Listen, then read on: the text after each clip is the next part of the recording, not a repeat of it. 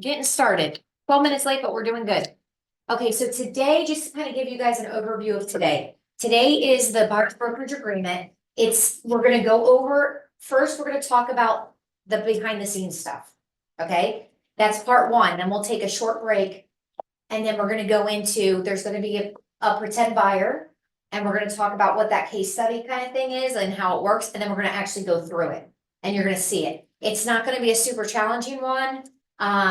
It's gonna be more of like we're gonna start with a person you personally know, they're already pre-approved.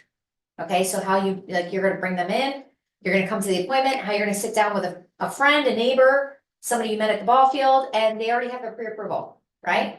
And then we're gonna actually, then we're gonna work on one where the team booked it, like from a sync lead or something like that, okay? And they're pre-approved already, so not too much to go through with that. And then hopefully we have enough time, and we're gonna cover one that's not pre-approved yet, but they came in. We may push that till tomorrow, depending on the time frame. And then, we also wanna go just a buyer from the open house coming in and how we kind of get that started. We take them from an open house to a buyer's consultation and what that kind of looks like. So just to be clear, when I'm blocking my schedule to meet with a buyer in the office, okay, I block an hour. I plan on an hour. So we're only here for 3 hours today.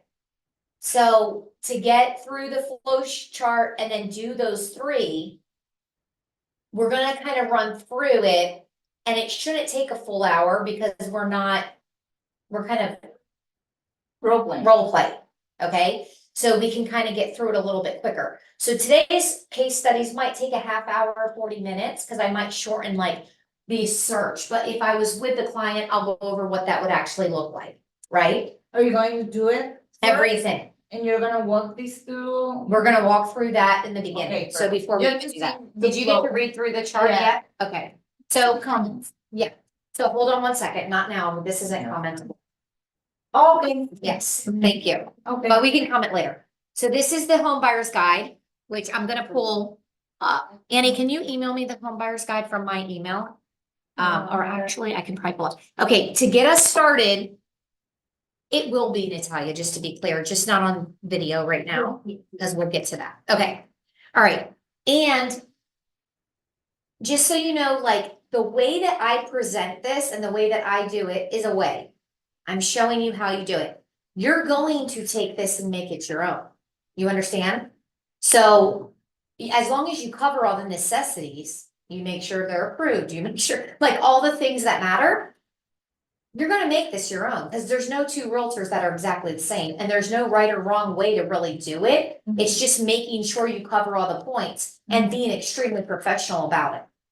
Okay, all right, so right now, let's talk about first impression. Okay, so this is not someone you personally know, right? You personally know, it's still a first impression in a professional world sometimes. So maybe it's your neighbor, but they always see you at the community pool. Or maybe it's somebody that always sees you at the soccer field, right? Or at the lacrosse field or whatever. So you wanna make sure you dress for success when you're meeting someone at the office. You wanna look professional, okay? A lot of times we'll wear a name tag. You can wear if it's like a down day, like a Saturday or even a Friday sometimes, you can wear like your t-shirt, but maybe a sports coat over it. Dress for success as much as possible, especially meeting people that you've never met before. You never have a second chance to make a first impression, and remember that. So a lot of these people, some of these people that you're meeting with, you may not have ever met even on the phone, because you're meeting them for the first time in person, right? If maybe, our team has talked to them already, okay? Now, some of these people, you will have talked to them on the phone because you set the appointment and you're coming in, or you met them at the open house. At the open house, obviously, you look super professional, right? So do the same thing again when you're coming to a meeting. So dress for success. And I always bring in like a binder. Even if I don't use it, I always have it. It just looks professional, right? My business cards are in here. I have a pen and I have paper, which you should always have that, okay? Now, what they're gonna have is they're gonna have a magazine, which this will be sent out to the printer. We're making a couple changes. It's pretty good. It's just not 100% at the second. So it'll be sent to the printer very, very soon. And then this will be like a stapled bound. It'll be bound where they can open it this way, which is why the numbers are opposite pages and stuff like that. So this will be our newest one with the NAR changes and all that kind of stuff in here, okay? Of the home buyer guide. So you'll bring this for them, you'll have yours or your master copy for you. Okay, and then you'll go through this way. So when you sit down, and we'll walk through kind of what that looks like. Now, behind the scenes stuff.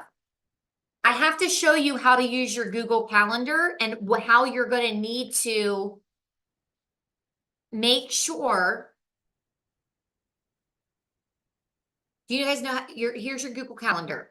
Okay, and I'm working through this some for the training too. You might know this already, okay? All right, so does everybody use their Google Calendar? Okay, Yes. you have to from starting forward. If someone else is gonna be booking your appointments, if you're not using this, you're gonna probably get double booked. That's super unprofessional, right? So Even your personal. even your personal stuff will be in here. You don't have to. You don't have to say what you're doing, you just have to block the time. I'll show you. So this is how it works. Okay. So, yeah, because you're gonna be expected to do this today, after today, like this is gonna have to be done, okay? So you have your Google Calendar, so you saw how you got in here. You just go to your calendar right here by your login on Gmail. And you click calendar, and then it'll bring you to a page that looks like this. Then you're gonna hit settings, okay? And you're gonna go to your settings. And then you're gonna go to, gonna scroll down. And you're gonna go here where it says working hours and locations. Okay, those are your working hours. Hold on one second. Appointment schedules.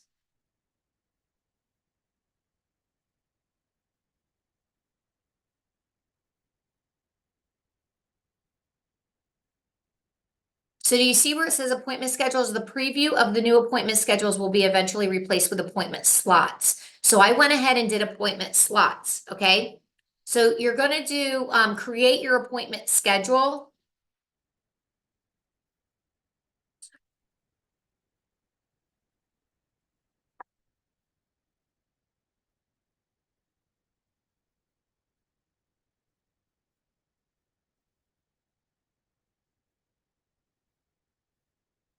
And then you're gonna tweak this to what you want to repeat. Now, I know we've said a bunch of times.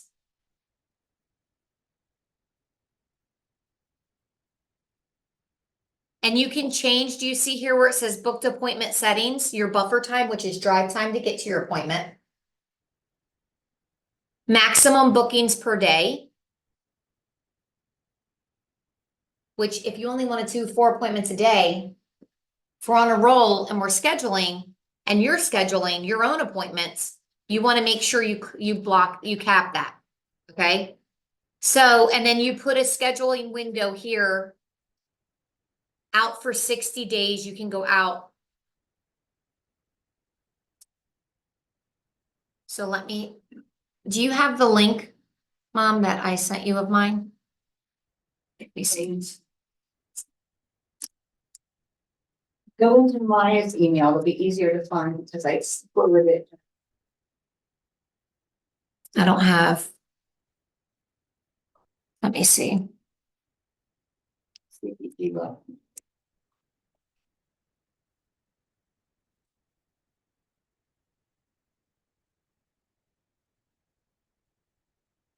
Maya, come here and put your password in, please.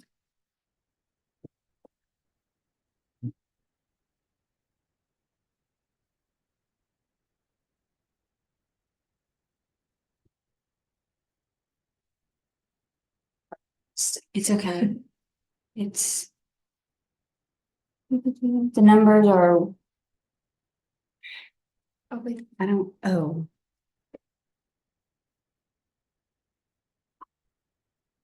Probably not now.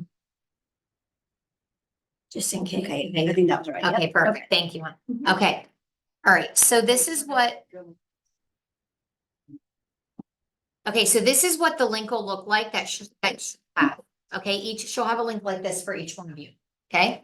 When she logs in, she's gonna see appointment times. Do you see how easy that is?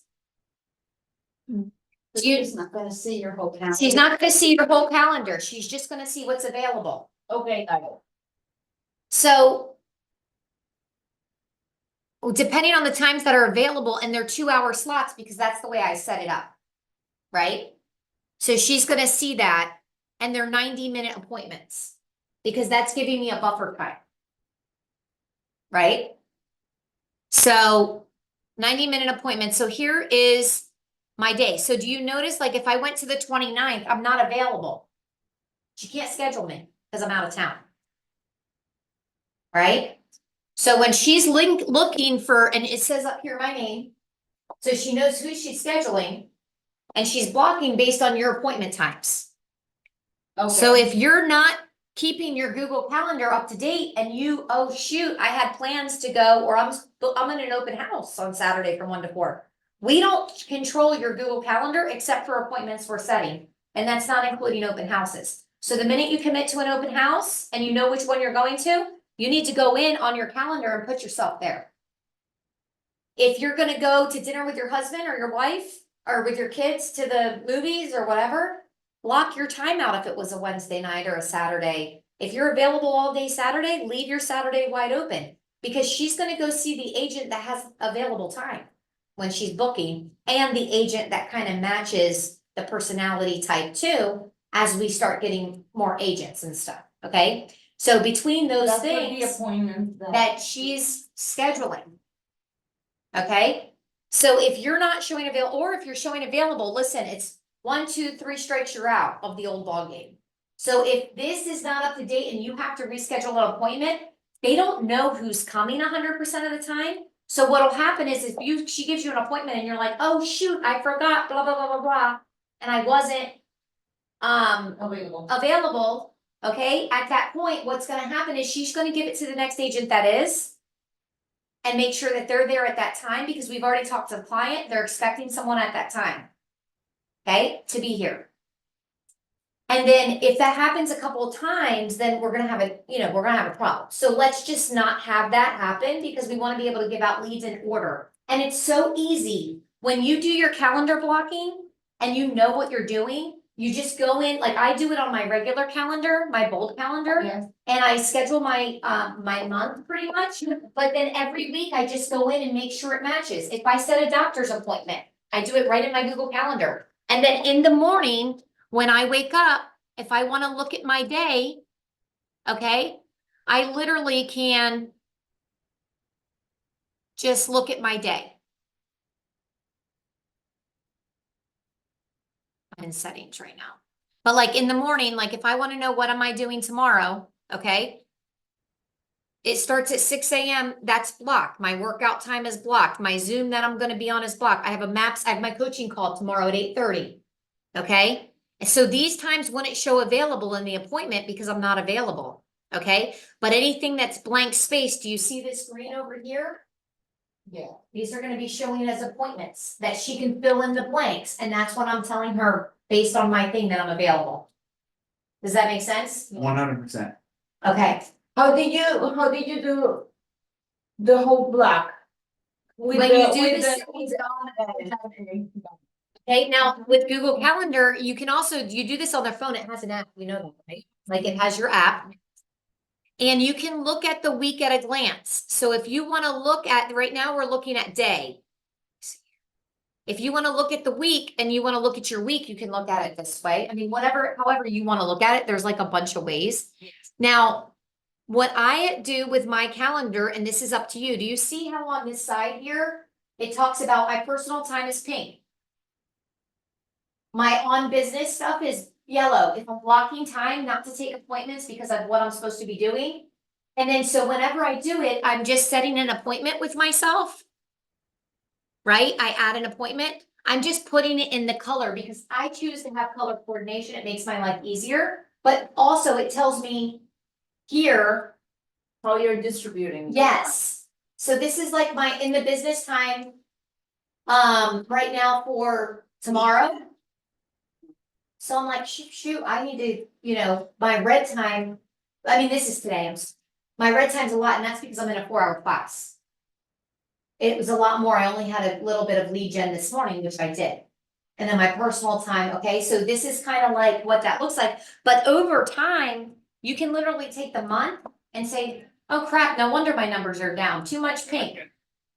Too much yellow, sometimes we're working on the business too much and not in the business enough. Mm. And then sometimes we have not had enough personal time, and we need to get our kids before we get a, our husband before we get a divorce or wife, you know what I'm saying? So this kind of, just that little thing will just help you notice with a quick glance if you do it right, right? So, like, let's look at today, for example. Also, our closing coordinator, she invites you to be a part of deadlines. You see this? So whenever she sends you something that it's a deadline, it's always on your calendar if it hasn't been met yet. She erases it once it's met. Like, she'll go in and clear it out from the calendar. So if it's there, that means it's something that needs to be done today, which we've already handled this, but it's not done yet because they called and they asked that it's gonna be turned in on Thursday tomorrow because they're not open. But when I open my calendar, I know what's there without a glance. Okay, so using your calendar is super important. It's gonna really be beneficial, and then doing the lead thing so that she can just go to a click and Now, and book you is the best way to do. How to get the link to send. Yeah.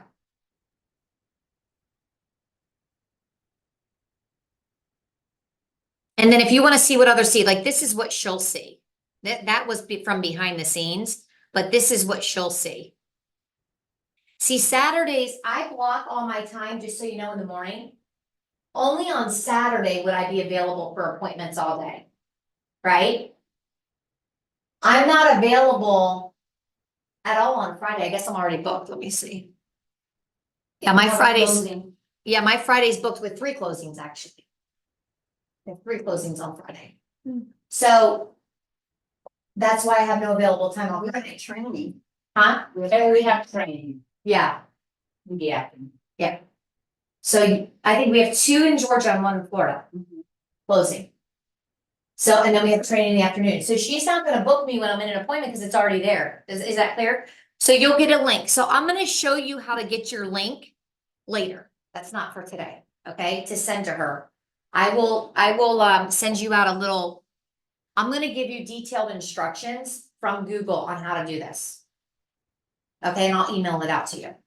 And then we'll keep it for that, because it'll walk you through exactly what you need to do to make sure that you do it right.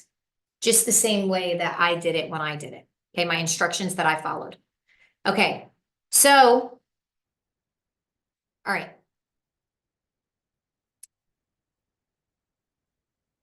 And that's gonna show us the link and all. Yes.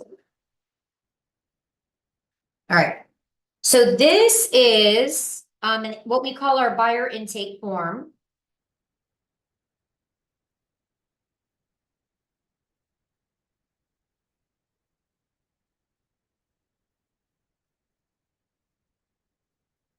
I give you guys will keep one. I would make copies of this, and because you should use it on your personal people too. In the top drawer in the office, we have one that's in the sheet protector. That's the master one. So you can always make copies of it. I changed this. You might want to change that. The only thing I added on here Change it. was home in the original.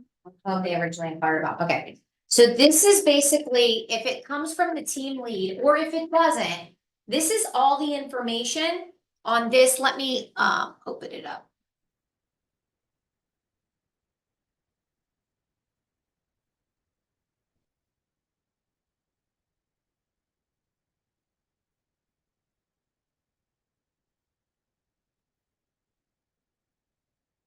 This is all the information that you should keep. And I recommend like this is my folder, right? So when I talk to somebody, I'm writing it here. These are the 2 that I'm actually gonna role play today. These are real deals, like real things, okay? So. But if you keep a folder like this, you can't ever lose a lead, right? And then they need to go into command so we know what you're doing. Right. Okay, but this, if you like paper, this would be a good way. If you don't, write it on this. And then transfer it to command and then get rid of the paper if you don't like it. But. You're gonna get this from our team, okay? And it's basically gonna say the time the appointment was set for, the appointment date, the lead source, where it came from, if it was Sync or Realtor.com lead, Zillow lead, you know, where it came from. The appointment location, like in office or at their house, depending on if they live far. The prospect is a buy, seller, both, buyer's agent assigned, listing agent assigned, in agent ISA Google Calendar. Is it in the agents and the ISA's Google Calendar? They'll circle yes, so they put it in your calendar. All she does is click on that link and then it automatically puts it in your calendar. She fills out some information. You will always get a text message or an email. She's gonna probably scan this document to you and you'll get an email and a text message saying, hey, I just emailed you an appointment. Okay, so that you know to go look for it. And then did we text the agent's details? She'll put yes. And it's set by the ISA, she's gonna put her name there. And then whom they originally inquired about, so you know what they originally inquired about. Their name, if there's any additional buyers, like a husband and wife, or maybe a mom and a daughter, something like that. If it's a spouse, phone number, email, their current address where they live now. What's got them looking? What's their motivation? Okay, how important is that to you? How long have you been looking? This is a guide to talk to them through it's basically a guide to talk to them, right? And we come off script because we're normal when she's on the phone. So it may not be as clean as what this looks like. I mean, let me give you a real one. Show you what a real one looks like. I mean, she's gonna try to get the most answers to the most of these questions. But a real one, and this is kind of blurry, but a real ones might have some of that same information written because we're having a conversation. So I might just be writing additional details. But I'm gonna make sure that I have all the questions answered within my maybe writing of this, and then it's gonna go to you kind of thing when it's a lead that would go to you. Okay?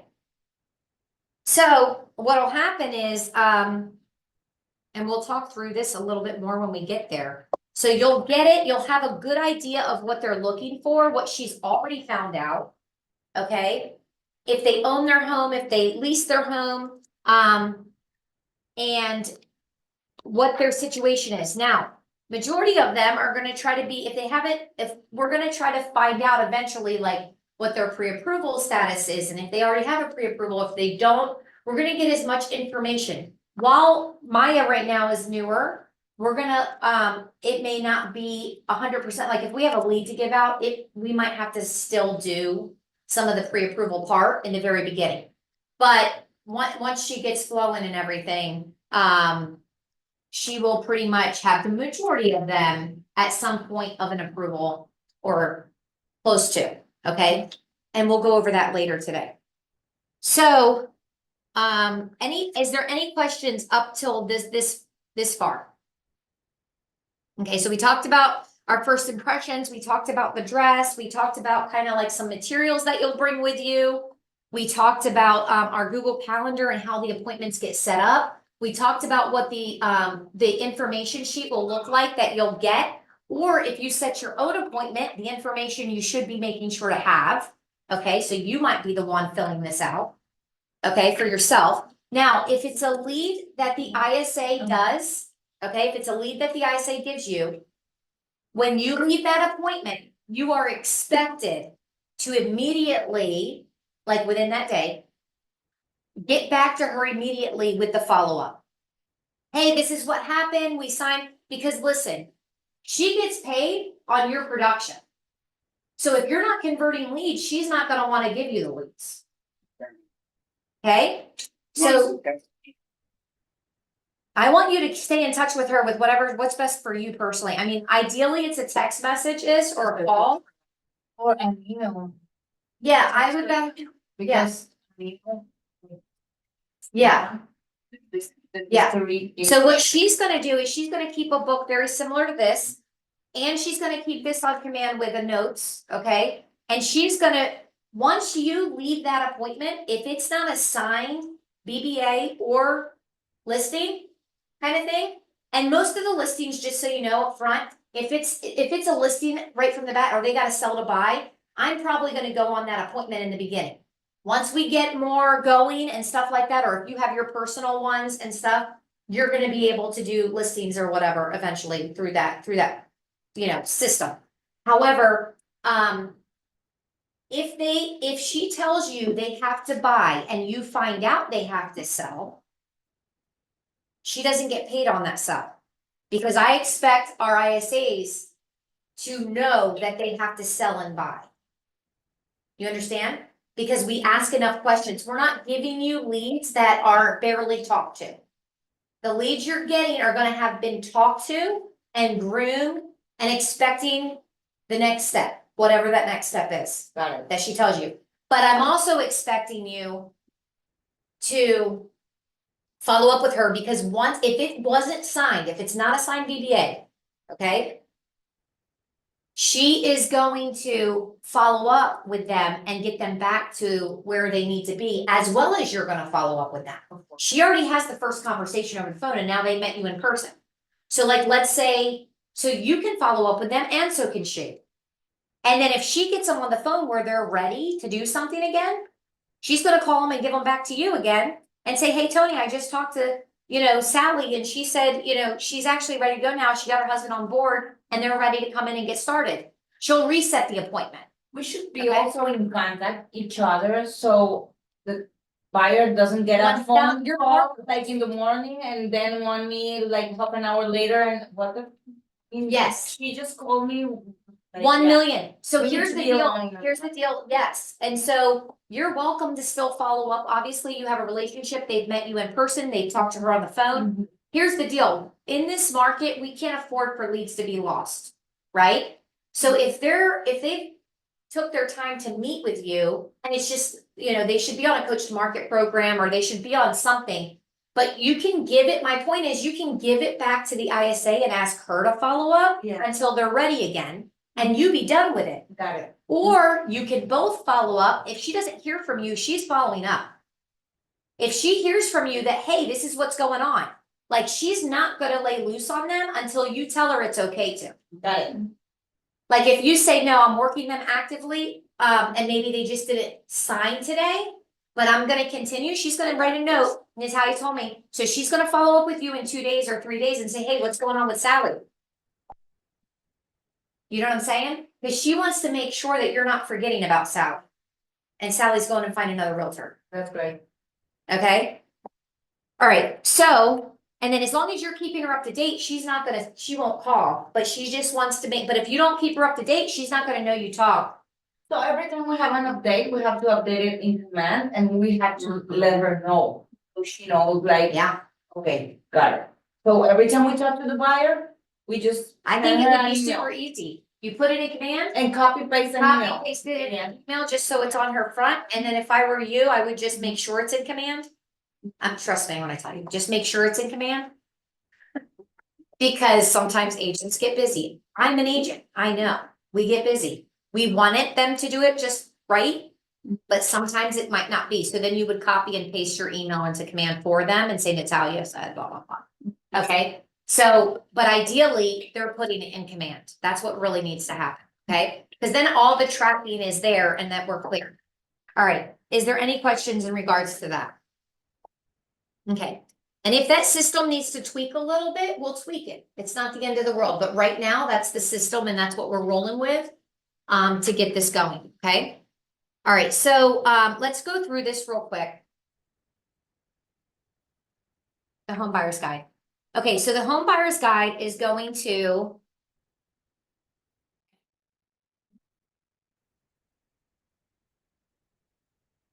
Okay.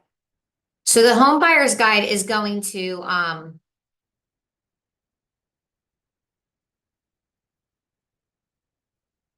me pull this up. is going, we're gonna go over it real quick, not in order on how we're gonna present this or anything, it's pretty much in order, but we wanna just read through it. So we wanna thank you in advance, because this they might take home, they might read, their husband or spouse may read it, or wife or whatever, and then, or they may never open it again, right? But I just want you guys to know what your thing says, so we wanna thank you in advance for taking the time to read this magazine and consider its information. On each page, we want you to know how important you are to us, how important your home buying goals are to us, and how much Cintron Property Group loves the community. Every single one of us on the team has a mission to make your number one goal our number one goal, serve you at the highest level possible, and give back to this community. Once you review this information and witness how successful our approach is to our clients, we trust you will want to partner with us on the purchase of your new home. Thank you for consideration. We truly look forward to serving you. So why work with us? So right over here, it tells them experience, negotiation, skills, and help, right? These are big words that we want to use because it's important to people. When they're going through one of the largest purchases in their life, they want to know that we have over 100 years of experience that they're working with combined, okay? They want to know that on average, we save our clients through negotiations 3%, okay? Through some of our programs, and especially our VIP buyer program. You find them an off-market property immediately, you know, that you can put that transaction together for 3% less to the seller. Well, what's going to happen? Right? We can save them 3% right there. That's just one way.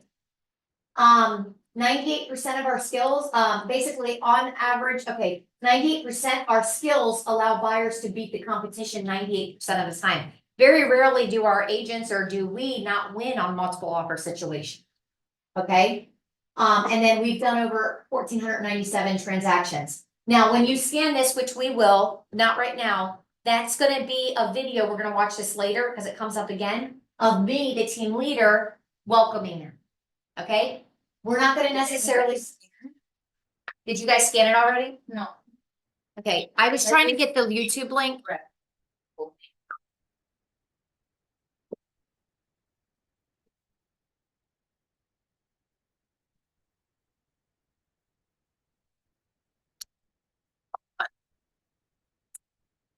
So if they scan this with their phone, I just don't have this set up, so I'll show it to you later.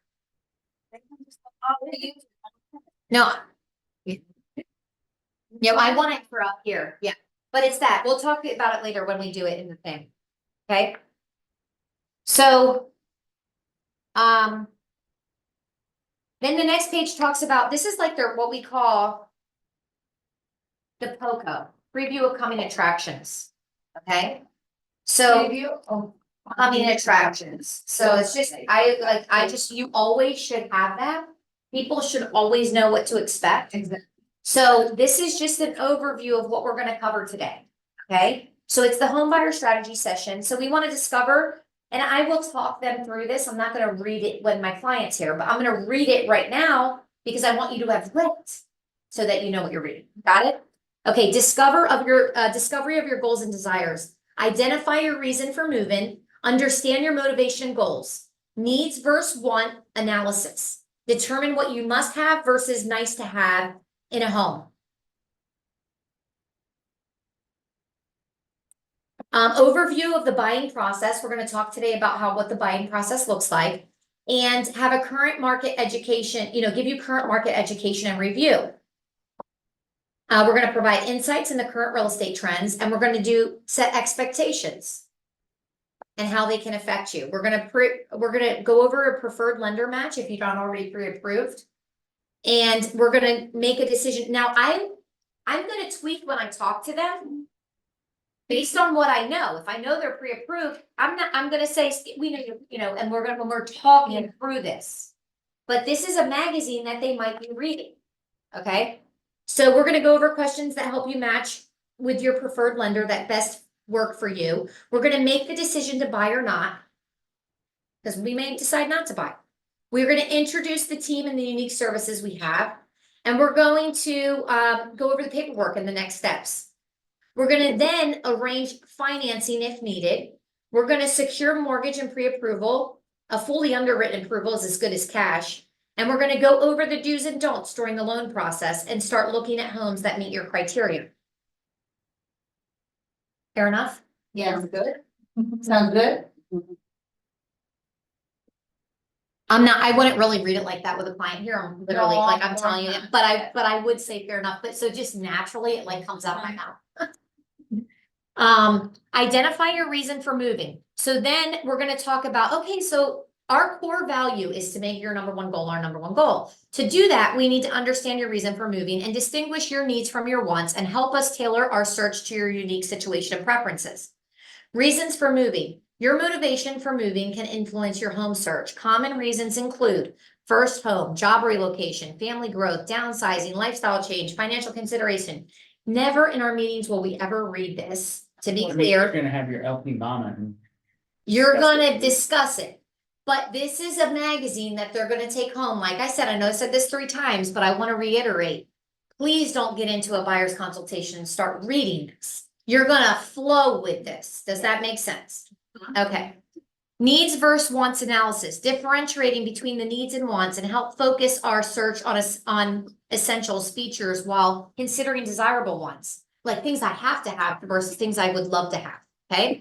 Needs, like the location, the budget, the size, the accessibility, safety, others.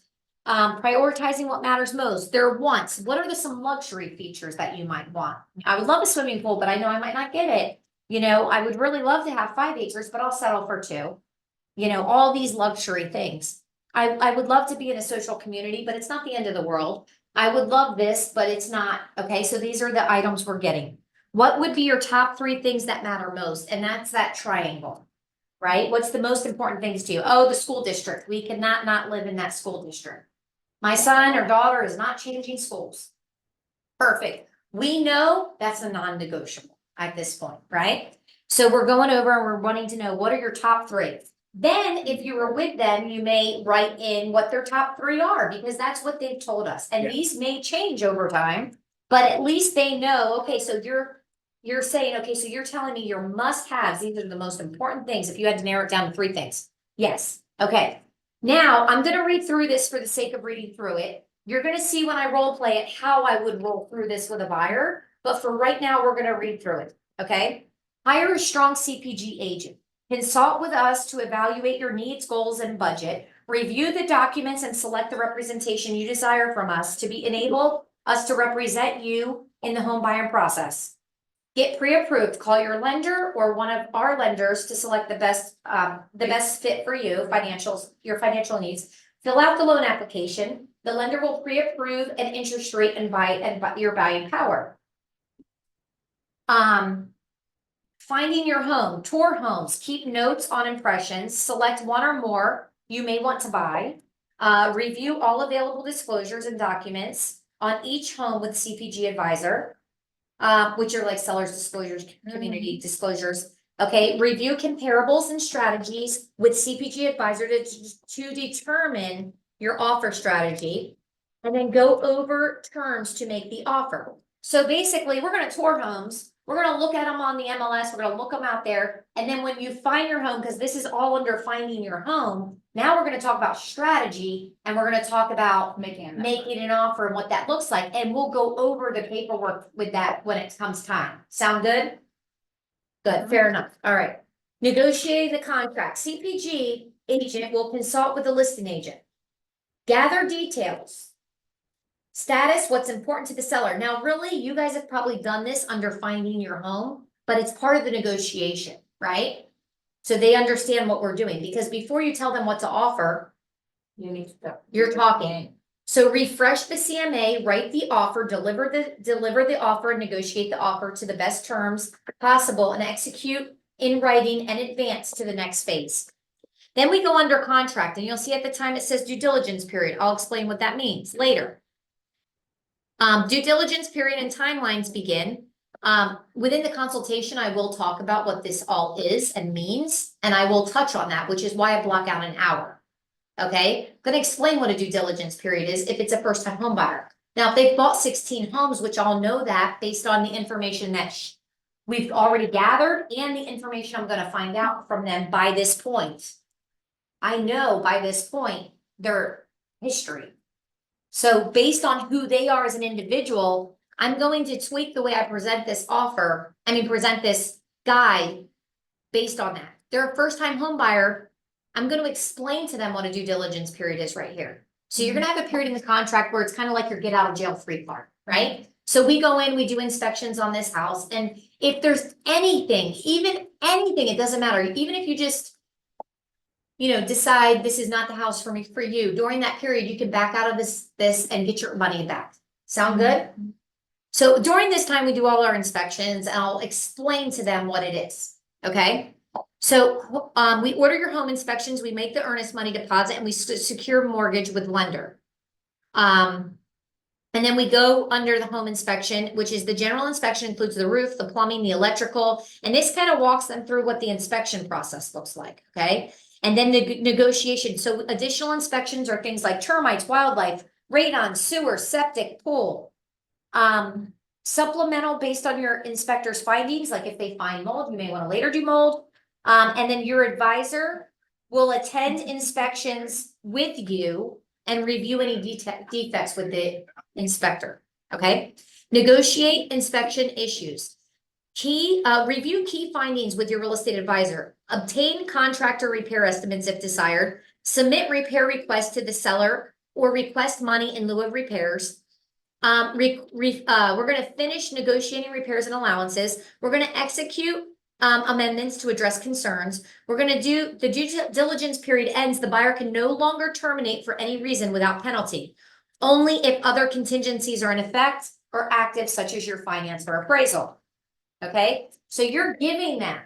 So tell them, listen, if they're a first time home buyer, I suggest you go home and read this. It'll really walk you through everything, Mortgage commitment, obtain homeowners insurance, provide proof of inspection, repairs have been completed if required by the lender. So if the lender gets a hold of the amendment to address concerns, and you have to show them, that's what we'll do during our mortgage commitment time. We'll finalize all lender requirements, we'll obtain final loan commitment and clear to close from the lender.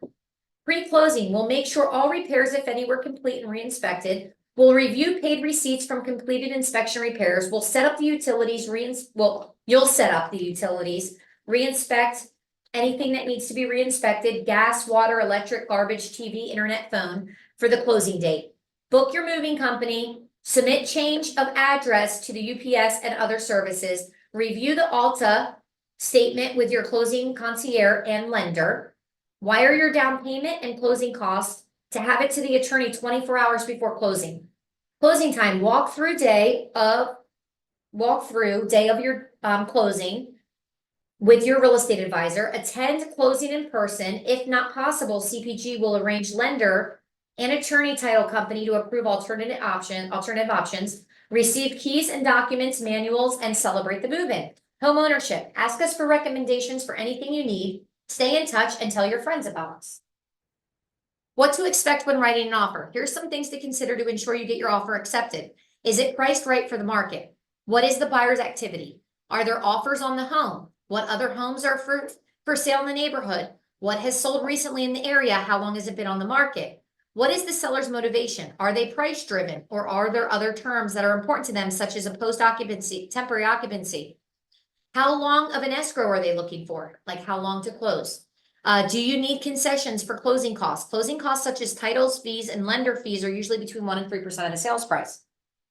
Are there multiple offers on the property? This is not uncommon for homes priced right for the market and if it's in great condition. Often the seller will ask you for highest and best. In other words, it's the highest and best you will offer. If another buyer paid more, you wouldn't have any regrets because you did your best. Okay. And then we're setting expectations right now. Okay. And then home inspection. I don't want to read every line because it's taking a long time, but the home inspection basics, you need to read through this so you know what you're giving your client. Okay, but it basically tells them they should plan on it and schedule it. It's probably 3 to 4 hours.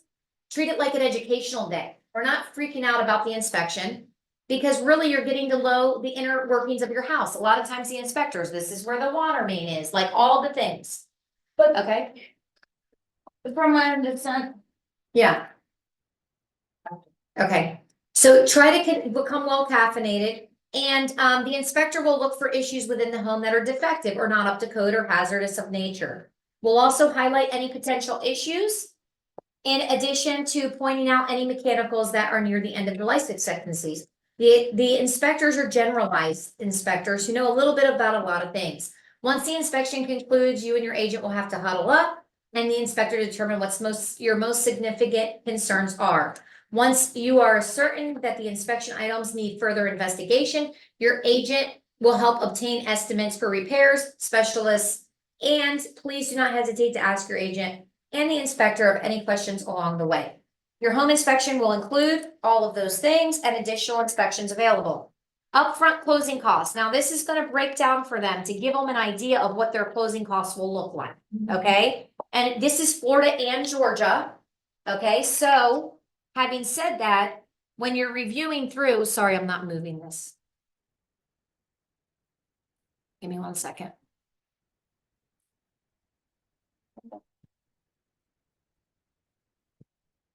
You should be keeping this for your. Okay. Moving this. Okay. So, some of these are gonna say Florida, some are gonna say Georgia. This is a generalized idea. This is not gonna be their closing costs. When they find a specific house, they will get the specific idea from their lender. This is generalized to every lender, all lenders. There's no way we could tell them right off the bat exactly what it's gonna be. Once they know their lender is going to be the one to give them kind of their overall idea of how much their closing costs are gonna be. But this is like their initial consultation, so we're able to show them a good idea of what it's gonna look like, okay? All right, market conditions to consider when buying a home. Now, when we're in a consultation, you can actually do it. Oh, yeah. Here. Okay, market conditions when you're, all right, yeah, what did I do with this? Oh, here it is, okay. So the interest rate, so you're gonna talk to them about what the interest rates are ranging, you're gonna talk to them about housing inventory, like what the market looks like, because we're in it every day, we know. The median home prices in the areas that they're looking, what the price trends are they trending up 5% a year, are they trending down? If that was the case, what's the market competition looking like? Is there buyer demand in certain areas and, based on what they're looking for? What's the average days on market? If they see 30 days and they're looking in Pendergrass, it's probably not a bad time on market. But if they're looking in, North Forsyth or South Forsyth, or they're looking in Roswell and it's 30 days on market, there's a red flag. Okay, so you're telling them based on where they're looking, and then you're going over economic factors. And the reason we didn't put specifics in here, you guys, is because these are gonna last us a long time. And it changes every day. So you're gonna literally go over what the actual market conditions are with them. Okay, and specific to that. Now, the next slide, the next thing, a part of it is the mortgage rates. Now on here, these are good slides that I use often with clients. Because I'm visual as a person, I like visual stuff. So I use this with my clients all the time. I'm like, no, when people give me the rate objection, That's the best. I show them. Yesterday. When people tell me that the prices and they're concerned about, the prices Dropping. drop. Well, let me ask you a question. Are you looking to sell in the next year? Or is this a house you're gonna live in for some time? Okay, great, because what I see here is that what goes up must come down, and that the trend you're fine, because look. They probably were a little nervous, but if they just waited a little bit longer, it only took them about a year to catch up, a couple years to catch up. It went from 07 to 13, basically. So as long as you have a 5-year period in a home, you're gonna be pretty safe. On your investment, and that's what real estate looks like, right? It's only happened 3 times. And it's only happened 3 times in history. Yeah, history, where prices have actually came down. And it just so happens that it was in our lifetime, so people think of it. Okay, so, but, this is trending, so you're gonna present it with the trend. And then inventory, this talks to them, listen, why is there multiple offers? I don't understand. This is the slide that I use when I say, well, listen, interest rates have been at an extreme low right now, so people are locked into some pretty low interest rates, so unless they have to move, they're not moving.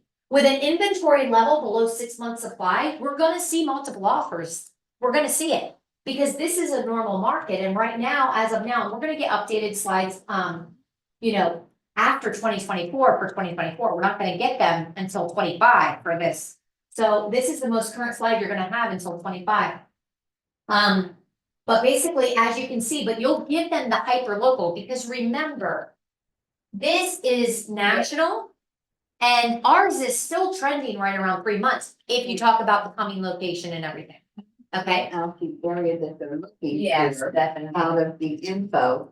You should know that going into the appointment, and kind of a general idea, because we've given you enough information, and before you set your appointment for this, you've obtained enough information to know, so you're coming to the appointment with this details, does that make sense? But then when you're needing these slides to talk about an overall comparison, you'll pull these out, trust me, once you start doing it, you're gonna use it a lot. Once you start using it, you'll use it a lot, because people can understand this. It's pretty easy to understand. Make sense? Okay. All right, so then we're gonna talk about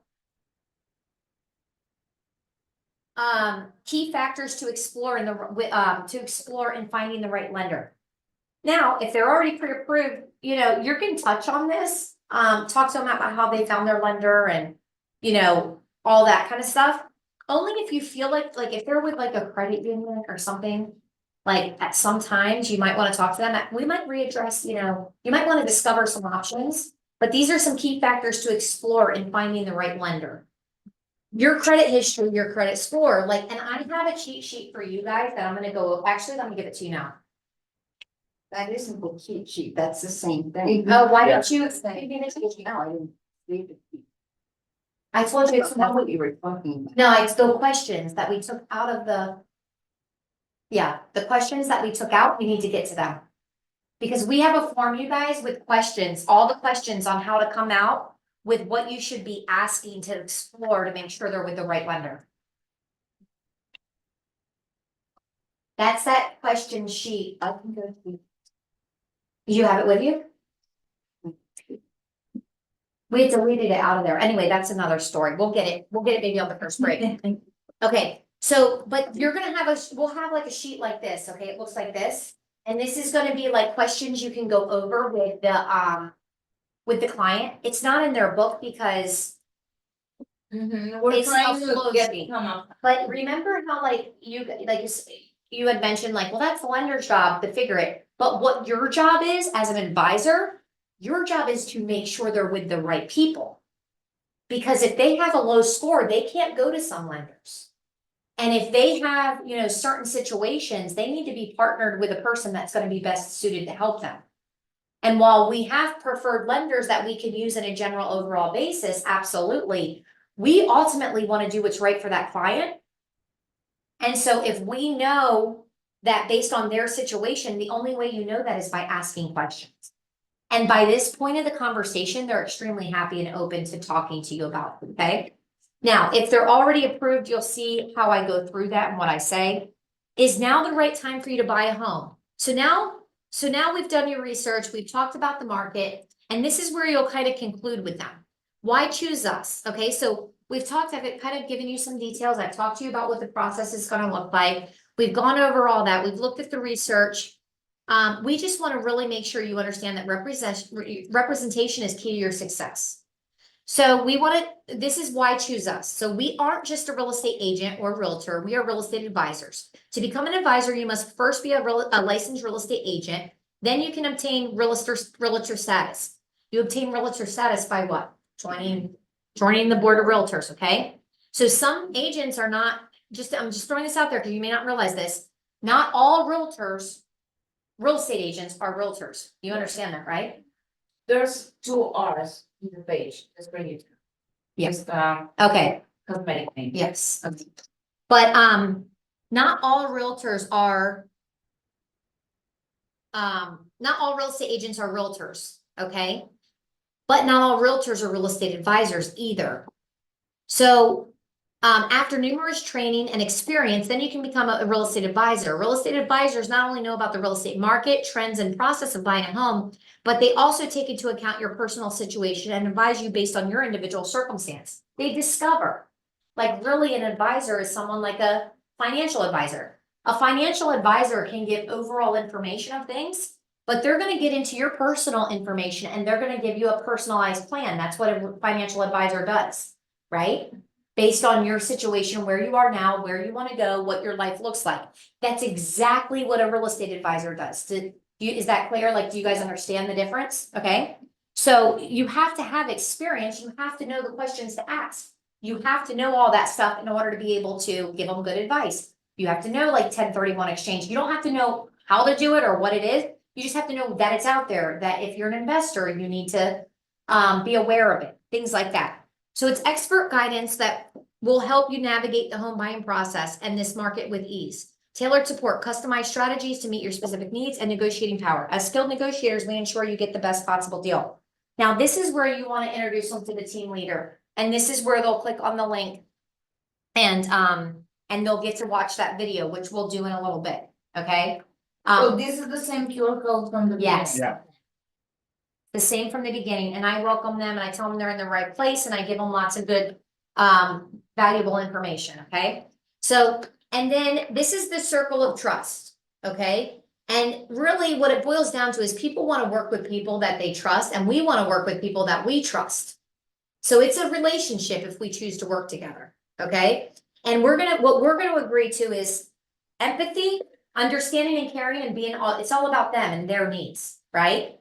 And we believe that in order to gain trust from you, that you have to see that we're caring, that we're understanding, and that we really care about your needs, okay? This is what trust means to us, is basically what I'm gonna say during the meeting, okay? When I'm meeting with them. Competency, you have to know that I'm knowledgeable and that I have the skills and the experience to help you. And you have to know that there's transparency, that I'm gonna deal honestly with clarity and openness and communication. And dependability, promises kept and expectations met, maintain confidentiality. So without any one of these four, it's very hard to trust someone. Would you agree? Yes, so we are committed. This is what our definition of trust is. So we, and we really take that seriously, okay? Our promise to you, okay? Thank you for choosing to work with us at Cintron Property Group, and here's our promise. We will exceed your expectations by being solution-based and service-driven. We will over-communicate with you to make the whole process as seamless as possible. We will work diligently as a team for you and create a 5-star experience. We'll know we've done a great job when at closing, you introduce us to someone that you know that has a real estate need. By closing. Notice it says by closing, not at closing. Because during the process, it's just like buying a car, like you were saying earlier. When you're in that process, you're gonna meet other people that are looking for that process. It's gonna stand out to you more.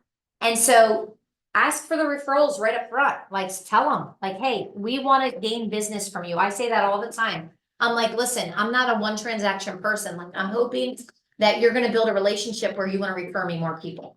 Okay? I've done a great job by closing. By When- closing. Yeah, did a great job when by closing, yeah. You want to introduce us to someone. Like, that's how we know that you did a great job. That we've done a great job. Okay, and then we're gonna talk about functionary. Do you know what the difference between functionary versus fiduciary? Well, this is our definition, and this is the difference between a functionary agent, which there's many functionary agents out there, okay? And a fiduciary agent. The most client, this is the most important client decision you'll ever make.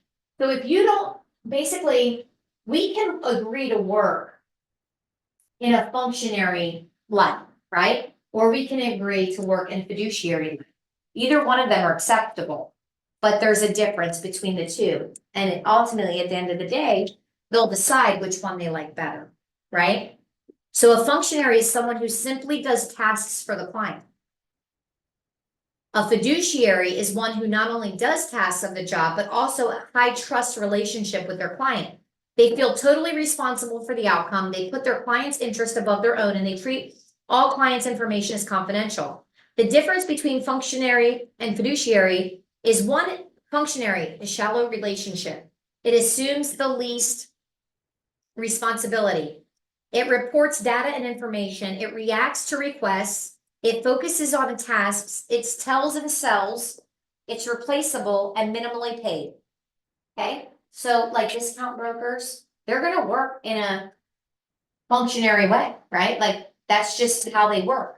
I mean, if that's what the buyer wants, then they can do that, right? Save money, they don't want, all that, that's fine.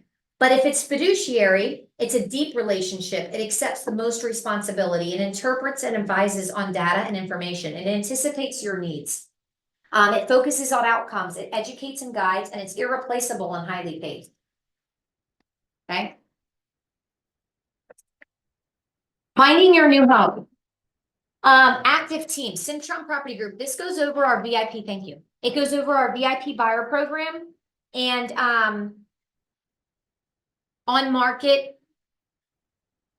Basically on market houses, active team, CPG, it's the VIP buyer. So on market MLS houses, we utilize all multiple listing services to find available homes. Database outreach, reach out to potential sellers in our database. For sale by owners and new constructions, identify for sale by owners, properties and new builds not on the MLS. On market houses, not on the MLS. We make direct agent calls and explore private listings through extensive networks to find homes. Off-market houses, we utilize our special programs along with campaigns and targeted social media advertisements to post and find willing sellers. Passive agents, not CPG team approach. On-market MLS houses will send you properties. Buyer request, respond to buyers' request inquiries about properties they independently find online. Coach to market program offered by CPG when needed. Future home buyer preparation. For clients not ready to buy immediately due to factors such as credit issues, divorce, or other situations, our Coach to Market program prepares you to be ready when the time comes. We offer knowledge, guidance, and support to ensure you are well prepared to enter the market when the time is right. With our resources, you'll be ready to make a move sooner than later. This streamlined approach ensures your home search is comprehensive, efficient, and customized to your needs. By partnering with the team, you're choosing a dedicated ally committed to making your home buying experience successful and stress-free. Now, how we protect you. Okay, we study the ways homes are bought and sold. Through experience, we know that buyers are judged on not just what they say, and this is true, you guys. Like, buyers are judged how car they pull up in. If they're in a beat up car, they might be the richest person on the planet. But what's a seller thinking? They can't afford my house. Why are they here? It's just the way it is. It's not right, but it's true. Would you agree? Okay. They're judged on the way they talk. If they're tattooed up, sometimes people have impressions about that. They could be the sweetest, nicest person. They could be, it doesn't matter, but sometimes people have impressions about that, right? And there's all kinds of stuff that they'll get, so the more likely it'll be used against them in negotiations, okay? So we help them by protecting their interests. They're not gonna, if they talk directly to the seller, they're giving away their needs. So for sale signs, use our KW app to learn more about their homes, okay, while driving around. So if they see a for sale sign, just check out the app and we can tell you about that home, okay? For sale by owners, we'll often pay our commission. We call them first, so snap a picture and text it to us. If you don't tell your clients to do this, what are they gonna do? They're gonna call them. And then Call them directly. Open house, allow us to pre-register you and then simply give the agent at the house your advisor's business card. So then they will follow up with us and not you. Like, tell them, don't put your information down on that sheet. Put ours. Okay? And new construction, allow us to pre-register you and you gotta tell them, listen, we need to pre-register you before you go into that open house. Or there's a chance that you could not be able to buy that house and be represented. So, but if we pre-register you, that won't be a problem. Okay? And so new construction, allow us to pre-register you. Again, simply give the on-site agent your advisor's business card, so they will follow up with us, not you. Homes listed by other companies. We can show you homes, not just Keller Williams Homes. Listen, not everybody understands that, so you have to tell them. All right, there's over 221 tasks that a buyer's agent does for you. You can read through this. The whole purpose of this is all tasks that we do as a buyer's agent, okay? It looks overwhelming, doesn't it? That's the point. I'm tired looking at it. Right, okay, and you can read through some of those so that you could see. And I would read through so you could see what they're reading. Never would you read through that at a buyer's presentation. But I would like you to read through that so that you know what your client, so if they ask you, hey, I thought you do this and you don't, that's probably a problem, right? So make sure you're covering all those aspects. All right. Hire a team. One agent can only do so much. With Cintron Property Group, you get a team of specialists, each handling a specific part of the process. You're going to love our team approach. So we keep you informed, we attend inspections, and this kind of tells them everything that we do for them, like at a glance. All right, and then this goes over our perks. We kind of touched on this yesterday. You can read through this yourself, and I'll show you how I present it later. But this is important. So the Buyer's VIP Buyer Program, love it or leave it.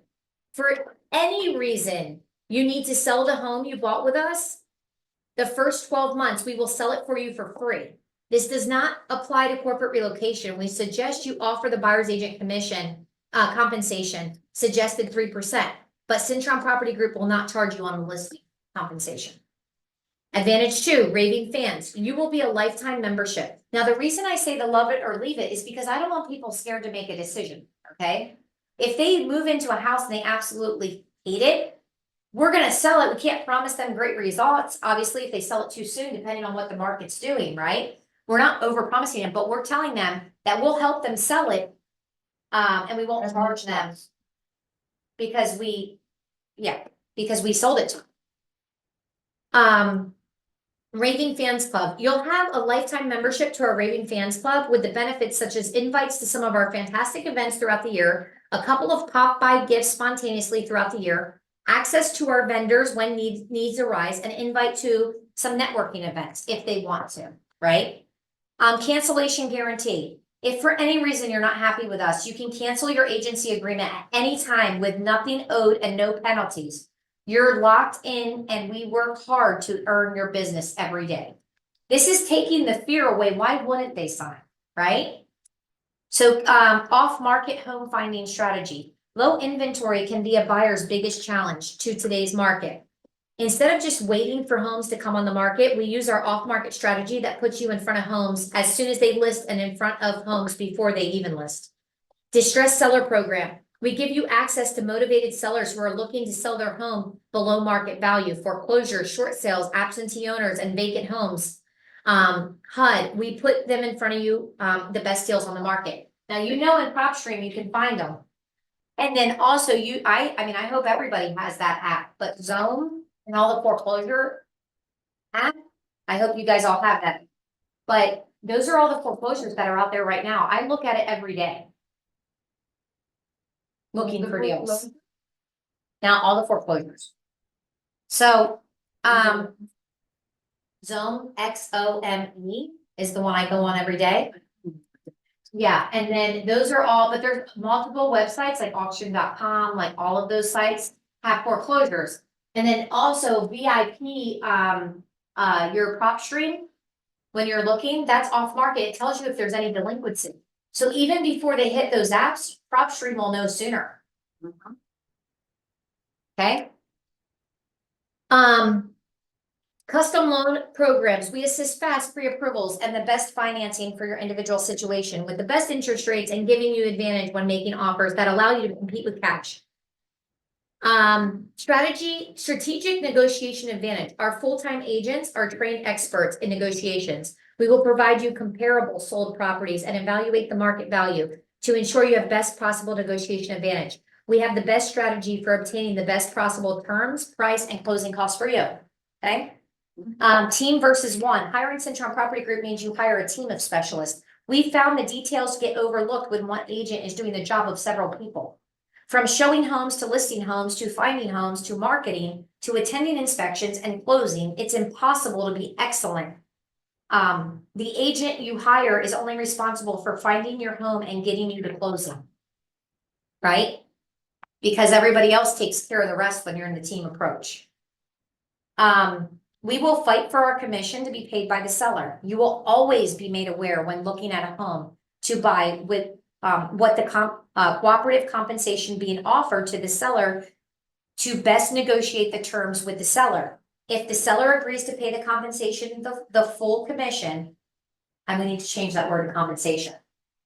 Thought we got them all. I did too. You would only be responsible for the low $4.95 fee at closing. Okay, And then number 11, 100 years of experience working for you. We've helped thousands of buyers just like you achieve their goals. From searching to contracts, inspections, appraisals, and to closing. We will protect you and serve you for now and for all the years you own your home. And then this is an agreement that we're signing with them and we're saying like, yeah, we agree to this. How can you not want to work? If you're serious about buying a home, like how can you not want to choose us? Like, I don't even They know. all saw the 221 things, not that they read them all, but they saw them. So they would definitely want a team rather than an individual agent, I would think. Yeah, I mean, it would be ridiculous. And that's how much I believe in what we do. I'm serious. I think it's crazy for anybody to want to work with No, anybody else. they couldn't. Like, I think we're the best thing out there at all. I mean, no one else does what we do. Very few. I mean, I think there's good realtors out there, don't get me wrong.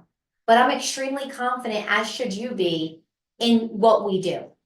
And I have no problem standing up for my value and my commission and my compensation now. Because I work soft, and so do you. We work hard, don't you?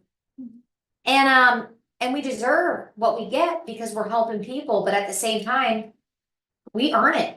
You would be surprised if you only knew, just ask David Strauss what our other agent coworkers do. A lot of our agents in the office are very good. They're good, but I think we offer a lot of things that other people cannot. And, but I think there's agents like we talked about, I can't name the brokerage on film, but we talked about earlier that they don't have anywhere near the training, anywhere near the experience that we have. You know what I mean? Okay, so here's the paper that goes over compensation for professional brokerage services. We're gonna be transparent, professional, and dedicated to your success. At Cintron Property Group, we believe in complete transparency and delivering top-notch professional brokerage services. Here's what you need to know about our compensation structure and how it affects you in the light of the new recent National Association of Realtors settlement.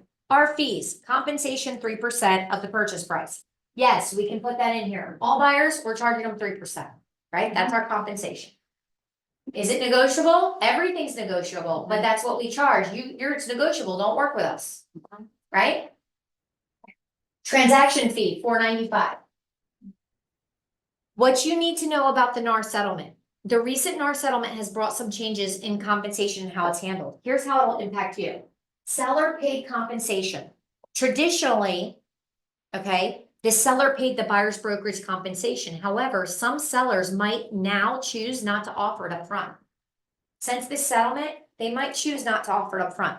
So transparency, we will always inform you beforehand if a home that you're interested in does not include the buyer's portion of the compensation up front. Negotiation, if the seller is not offering to pay the compensation up front, we can still negotiate and request that they cover it in the broker fee. Listing agent contribution. Hey, and by the way, you could even ask them to pay for the $4.95 at that point, right? I mean, just like we can charge 4% or 7%, there's nothing set. So everything's negotiable in the contract now. Listing agent contribution. Sometimes the listing agent will share a portion of their compensation to cover the buyer's brokerage fee. And then buyer's responsibility. If the seller does not pay the buyer's brokerage compensation, this fee will appear on your side of the closing statement. So it's your responsibility ultimately, but there's a lot of ways we can get the seller to help us if they're not offering to help us up front. And a partial seller contribution. So if the seller's offering less than 3%, for example, 2%, the purchase price, we can either accept the 2% and the buyer would be responsible for paying the 1%, or we can negotiate the seller to pay the additional 1%. Is that clear? Fair enough? Yes. Good. Okay. Next page. So why our compensation is worth it. It's worth it for the expert guidance that you're going to get along the way. Buying a home can be one of the largest purchases you're going to make. Our experienced advisors provide expert advice and guidance throughout the home buying process. Negotiation. We are skilled negotiators. We help negotiate the best terms and price for your new home. Comprehensive support. From property search to closing, we handle the details to ensure a smooth transaction. Market knowledge. We offer in-depth knowledge of the local market to help you make informed decisions. And no surprises. At Cintron Property Group, our goal is to make home buying experience seamless and stress-free as possible. We are committed to be upfront about all fees and ensure you understand the value of our services. Choosing us means you have a dedicated team working tirelessly on your behalf, providing unmatched expertise and support. If you have any questions or need any further clarification, please feel free to ask. Moving can be stressful. Is that true, you guys? Move, it's stressful. Having an experienced advisor on your side for one of the largest purchases you'll make in a lifetime is priceless. And then this is some client success stories. If you haven't read them, read them. Okay? Definitely we relate to the people and we relate to the and you need to know, listen to me, but I'm telling you this. Client success stories, you need to know so that when you're sitting in a presentation with your client, wherever they fall, you need to connect them with one of these families. Does that make sense? Yes. And we decided not to do testimonials because that's bragging on each of us individual, which we could do, but people like stories. So this is their stories. Hey, we met them at the senior expo. They wanted to retire. He was eager for a lifestyle change and wanted to make a move to the lake. While Barbara was hesitant. During our consultation, we discovered that Barbara didn't want to move too far away from her children and grandchildren. She enjoyed their Friday night dinners at the family gatherings. She did not want to lose that. They also needed to stay within a budget, using the equity in their present home that made finding a lake home with a dock challenging. By understanding their needs and working diligently, CPG helped them find beautiful new lake home with a dock for their boat. Barbara and Gary love their beautiful new home, and the kids and grandkids love it as much as they do. So we heard what they wanted and what their hesitations were, and we helped them find something that fit their needs. So if you have a client that has one spouse that's hesitant and the other spouse isn't, relate them to that story. Yeah, we totally understand. Gary and Barbara were one of our clients. Doesn't have to be your client, but it was one of our clients. Okay? Because these are all people that we've helped. So make sure you understand their stories so that you can point them in the right direction. Okay, ready to get started? Complete your buyer brokerage agreement. Okay, does all that sound fair, fair enough? And we go into, what should we say? Let me just quiz you from yesterday. What should we say at this point, right before we're leading up to the ready to get started? Sure. I would say, what questions do you have for me? You ready to get started? And I'd be shaking my head because remember when we said impressions and they're looking at, we talked about this yesterday and I'm going to touch on this real quick. But we talked about the delivery, the method, and the word. So you're going to see, and I'm closing this right now because we're going to take a break. And I want you to notice when we're doing this, the delivery, the method, the words. Okay? Facial expression, voice inflection, body language, eye contact. The method, fear of loss, okay? Facts with emotional words, visuals, parts, like how I break it into parts, okay? And questions, have them self-discover, tracks, process, small talk, and then the words. I'm gonna use their name a lot. I'm gonna be me. That's why we're gonna take a break, because I gotta go unwind from all the reading. And like, blah. And I'm gonna try to make this as real as possible. Annie, you don't know this yet, but you're my buyer. Okay. I'm gonna give you your case study. And then I'm gonna basically hand you the conversation that I had today, Okay. okay? With a buyer. And I'm gonna talk to you about what you need. And then you let it go, okay? Just be that person. Just be that person. Okay. And we've never role played this. So it's gonna be as real as it can be, but seriously pretend try to get in the mind of the person that I'm making you be. Okay. And then be real, in asking that, okay? So, and then asking questions, and then I'm gonna close you, okay? Now, the one thing I need from you on break is a BBA. I need the actual buyer brokerage agreement printed out. What? Yeah. Yeah, so we're gonna go into it. You're gonna see, we'll just go into the buyer's brokerage agreement. As soon as they sign, we're gonna search for some properties. We read the magazine. Understand, you're not gonna be reading the magazine. We're gonna be dealing with a person. You need to know it enough. You need to know it because you're saying that basically what you're saying matches what you're writing. You can't be off track. So if you don't know what you're saying in writing, you're not gonna be on track on a conversation. This is who we are, this is what we do. So when I tell you it's imperative that you like know what you're saying and you understand, because then you're flowing through. This is something they're gonna take home. They don't get this buyer's guide until they meet with us. They don't, they don't get this until they meet with us, because we're not interested in giving away $5 for nothing. And one question. Yeah, it's okay. Give me one more second for 1 second. Keep your thought for 1 second. After the break. Do's and don'ts during the loan process. This is the other page on here. And once they commit, after they've signed, I'm gonna make sure they know this and understand this. Because we don't want them to screw up the mortgage. Yeah. And Then there's some. I don't do that before, and then frequently ask questions. They will have already asked all my questions I've asked them. I'm not going over this page, but this is in the book. He said, take it home. And Sally Sue sees it sitting on, and that's Sally's sister. She sees it sitting on the dresser and reads through my book and then wants to call me and use me. So she might have some questions before she meets me, because that book was on their kitchen counter. You see what I'm saying? So we put a few in there.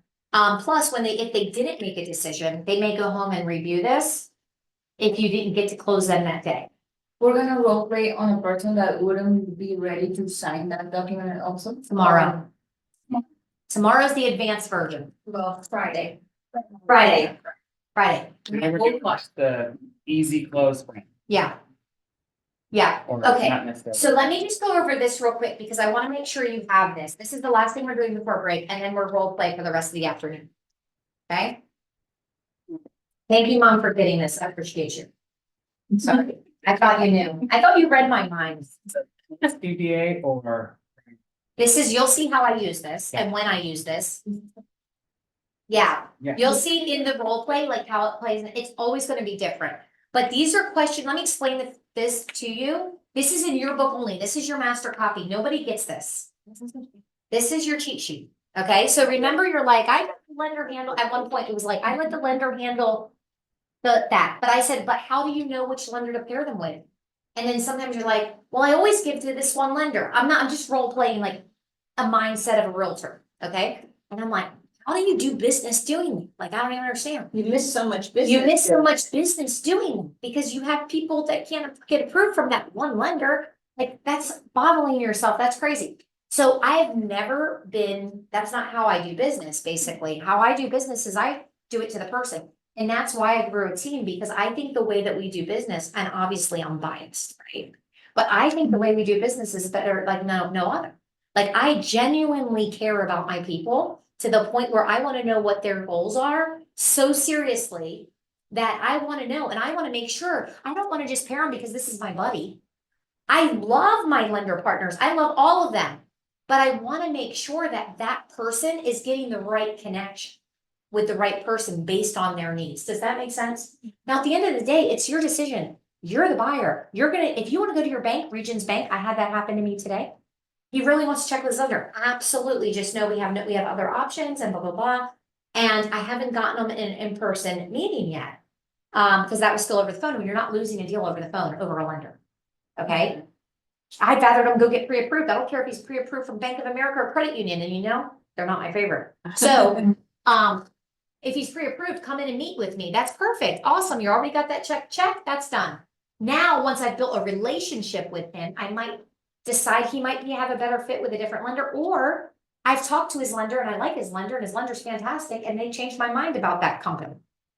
Right? And so, and if they've already went through the whole process with them, then let's go. Let's go. Let's do it. You're already done. That part's done. Let's get after it.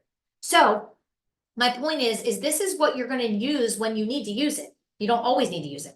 Question is to be best paired. Okay, financial situation. What's your current credit score?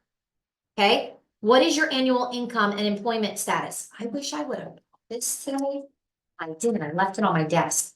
When I was running through this person, but I'll do it today. I'll role play it. Literally asking. They know their credit scores. They know their wife's credit scores. He knows how much income he has. He knows how much debt he has. He knows. I said, what's on your credit score? Okay. And then we talk. And then by the way, they own 3 properties.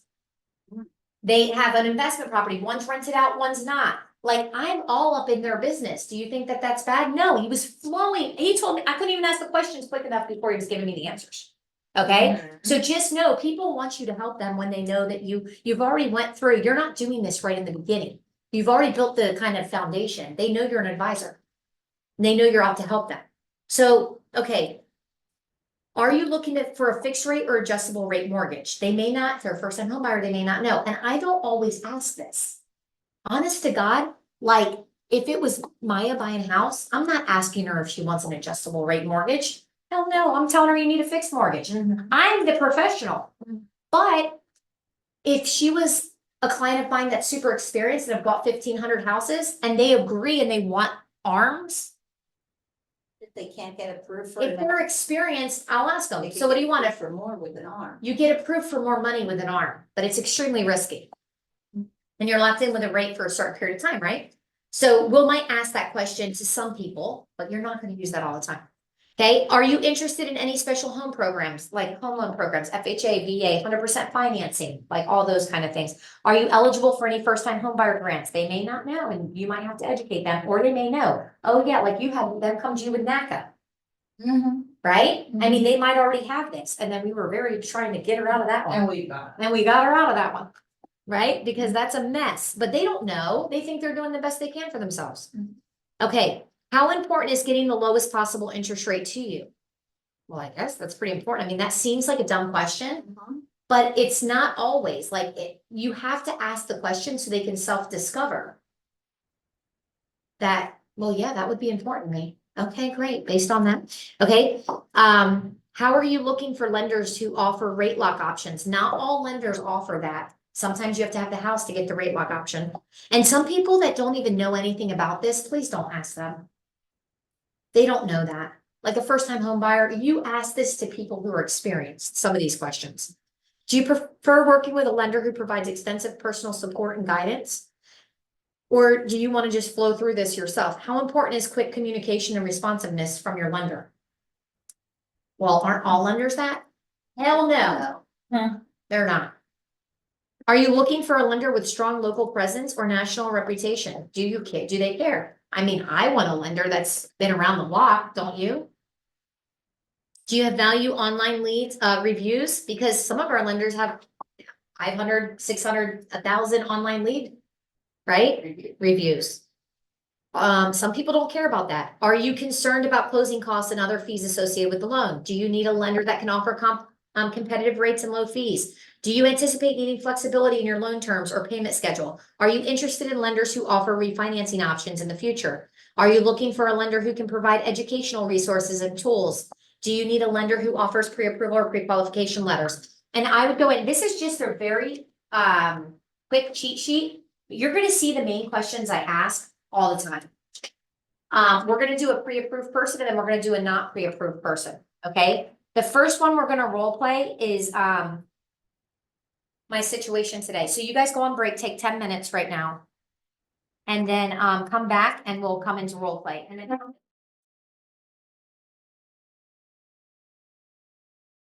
I haven't seen you in so long. I'm good. How are you? Good. Mom told me you went to school a little while ago. Yes, finally.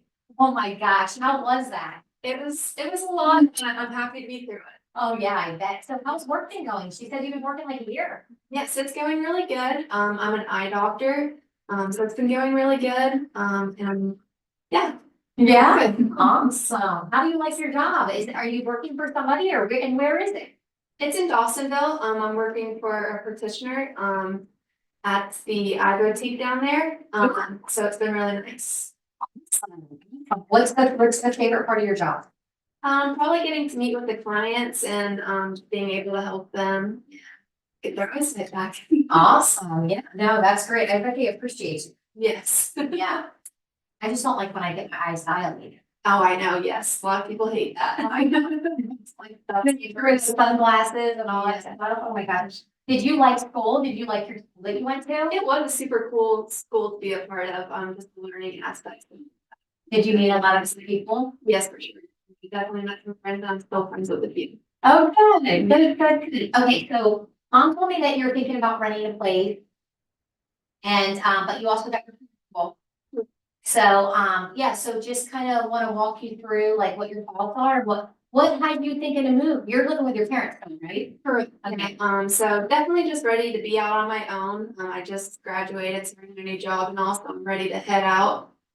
Situation at the house is a little uneasy. I also have a boyfriend that's getting a little serious, so I'm kind of ready just to be out and be on my own. Yeah, no, I totally. Yeah.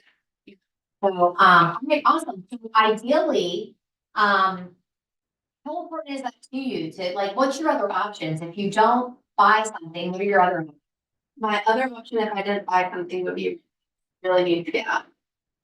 And like, what's your time? Definitely, if not sooner, by the end of the year. Okay. Whatever's right, and if something comes along. Now, mom said that you were really kind of leaning towards the renting versus the owning. So I'm just curious, like what were you, what are your thoughts with it? Definitely leaning more towards the renting, just because it's an easier process to get in. The buying process still scares me a little bit, just because I've never moved out on my own. So I don't know a lot about. My initial instinct to go to. Yeah, no, I totally understand that. I mean, how could anybody make that large of an investment and not really understand it? Scary. Yeah, but you're in the right place for that, for sure. Okay, so, kind of what we'll go over today, and I'm glad you met with me. But what we'll go over today, I know I've seen you at the swimming pool, we've hung out before a bunch of times, but I'm gonna actually just give you like, we call it our strategy session, okay? So we don't know if home buying is for you or not. So we're just gonna kind of explore the option and see what it might look like for you. Sound good? That sounds Okay, all right, awesome. And then through the process, I'm gonna give you this, you're gonna take this home with you. Okay, this is gonna be your the key. And in this book, you're gonna see kind of what we're gonna go through today, right? This tells you a little bit about me and my team, okay? And then this will go through, we're gonna kind of talk about your needs and your wants. I'm gonna ask you a lot of questions. Is that okay? I learn a lot of questions, just about you, because really, my number one goal is your number one goal. And so where you wanna be is where I want you to be. Does that make sense? So we're gonna make this completely about you. I know about home buying, know about the process. Okay, you don't have to worry about any of that, and I'll make sure, because I know if I'm gonna make a decision like this, I wanna know what's gonna happen and what the business looks like.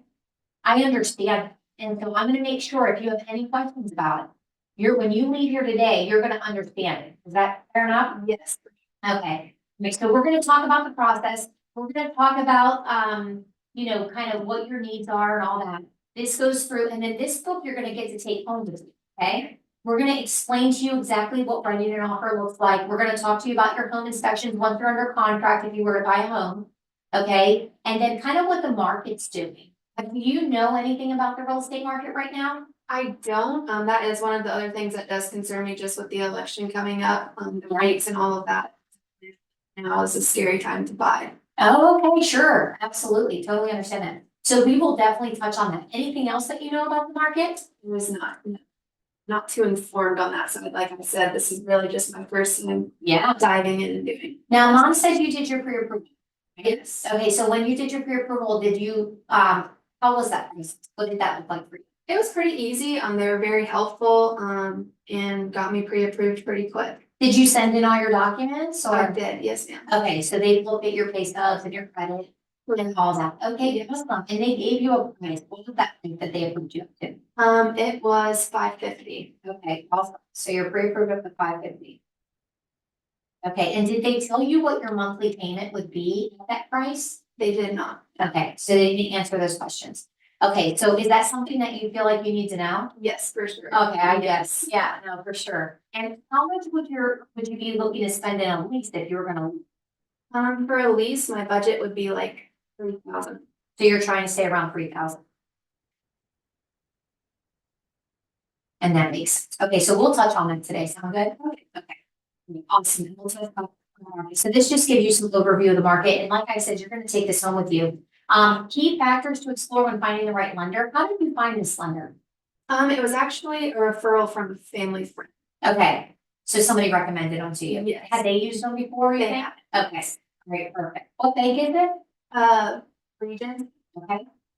Oh, yeah, Region is great.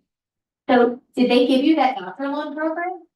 Oh, no, I actually haven't ever heard of that. Oh, wow, I'm curious about that. Okay, so Regions actually offers like really good program, so we'll talk about that, because you have any student loan debt? I do still have student. You do, Yes. okay, about how much in student loan debt do you have? I still have about 15. Oh, wow, that's not too bad. You're doing good, you're doing good, okay, all right, so we'll talk about that for a process, you know, when we talk to you a little bit. And then, basically, we're gonna decide if buying a home is the right for you or not, if it maybe makes more sense to lease a home. So we'll really just explore all of, you know, I'm gonna ask about you, if that's okay with you. Yes. And then we'll get a little personal, just so that I can have the best information, and be able to guide you in the right way, okay? And, I don't know if mom explained this to you, I don't know if she did, we're real estate advisors, I'm a real estate advisor, which basically means that we're gonna personalize this to you, there's no one size fits all, it's gonna be very, it's gonna be your plan. We're gonna make this around you and what you want and what you need, okay? And then we're gonna talk about trust, because trust is super important to us, and this is how we define trust. So, we'll touch on that a little bit today, and then our promise to you. We'll go over our promise to you a little bit and explain to you the difference between functionary and fiduciary.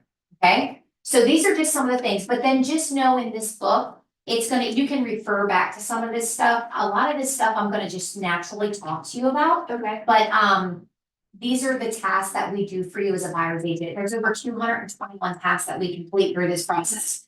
Now, that looks overwhelming to you, right? But here's the deal, I do the majority of these and my team. Okay, this isn't stuff that you have to do, because that would make you wanna lease. Yeah. No one has time to do it, right? I totally get it, no one would ever, if they really had to do all of this on their own, it would be overwhelming and try to work a new job, so. No, we're gonna take care, our team takes care of all of it. There's very, you know, we guide you through the process and we'll let you know exactly what you do, fair enough? Okay, okay, good. And then we're gonna explain the difference between a team and an individual, really. So, working with a team, like when you hire us, you're not only hiring one realtor, you're hiring a staff of realtors and admin. So there's a lot of things that happen, like when you go through, I'm gonna go through the process, and as I do, you might feel like, wow, that's a lot of stuff. However, just know that you're gonna see where my team kind of chimes in on that, and for one agent to do 221 tasks, it would be very hard for them, right? Where if you have a team working for you, there's a couple different people involved in the process, and it keeps it super seamless, as stress-free as possible. Because we know moving's super stressful, right? And even if you're leasing, it doesn't matter, if you can get on that moving truck, and when you go to move, you're gonna go stressed out. So we try to make it as stress-free. And then we'll just talk about some of the Homebuyer VIP program, how some of the advantages to working with them. We'll probably pretty much touch on this. And then you'll have all of that to take with you. And then at the end, we'll see if home buying for you. And if it is, we'll do the paperwork to get started. And if it's not, we'll revisit it at another time. Sound good? Okay, so let's get into the questions. So tell me a little bit about you. Okay. So I went to North Forsyth High School, and then I went to the University of Georgia. That's where I got my degree. Graduated 2 years ago.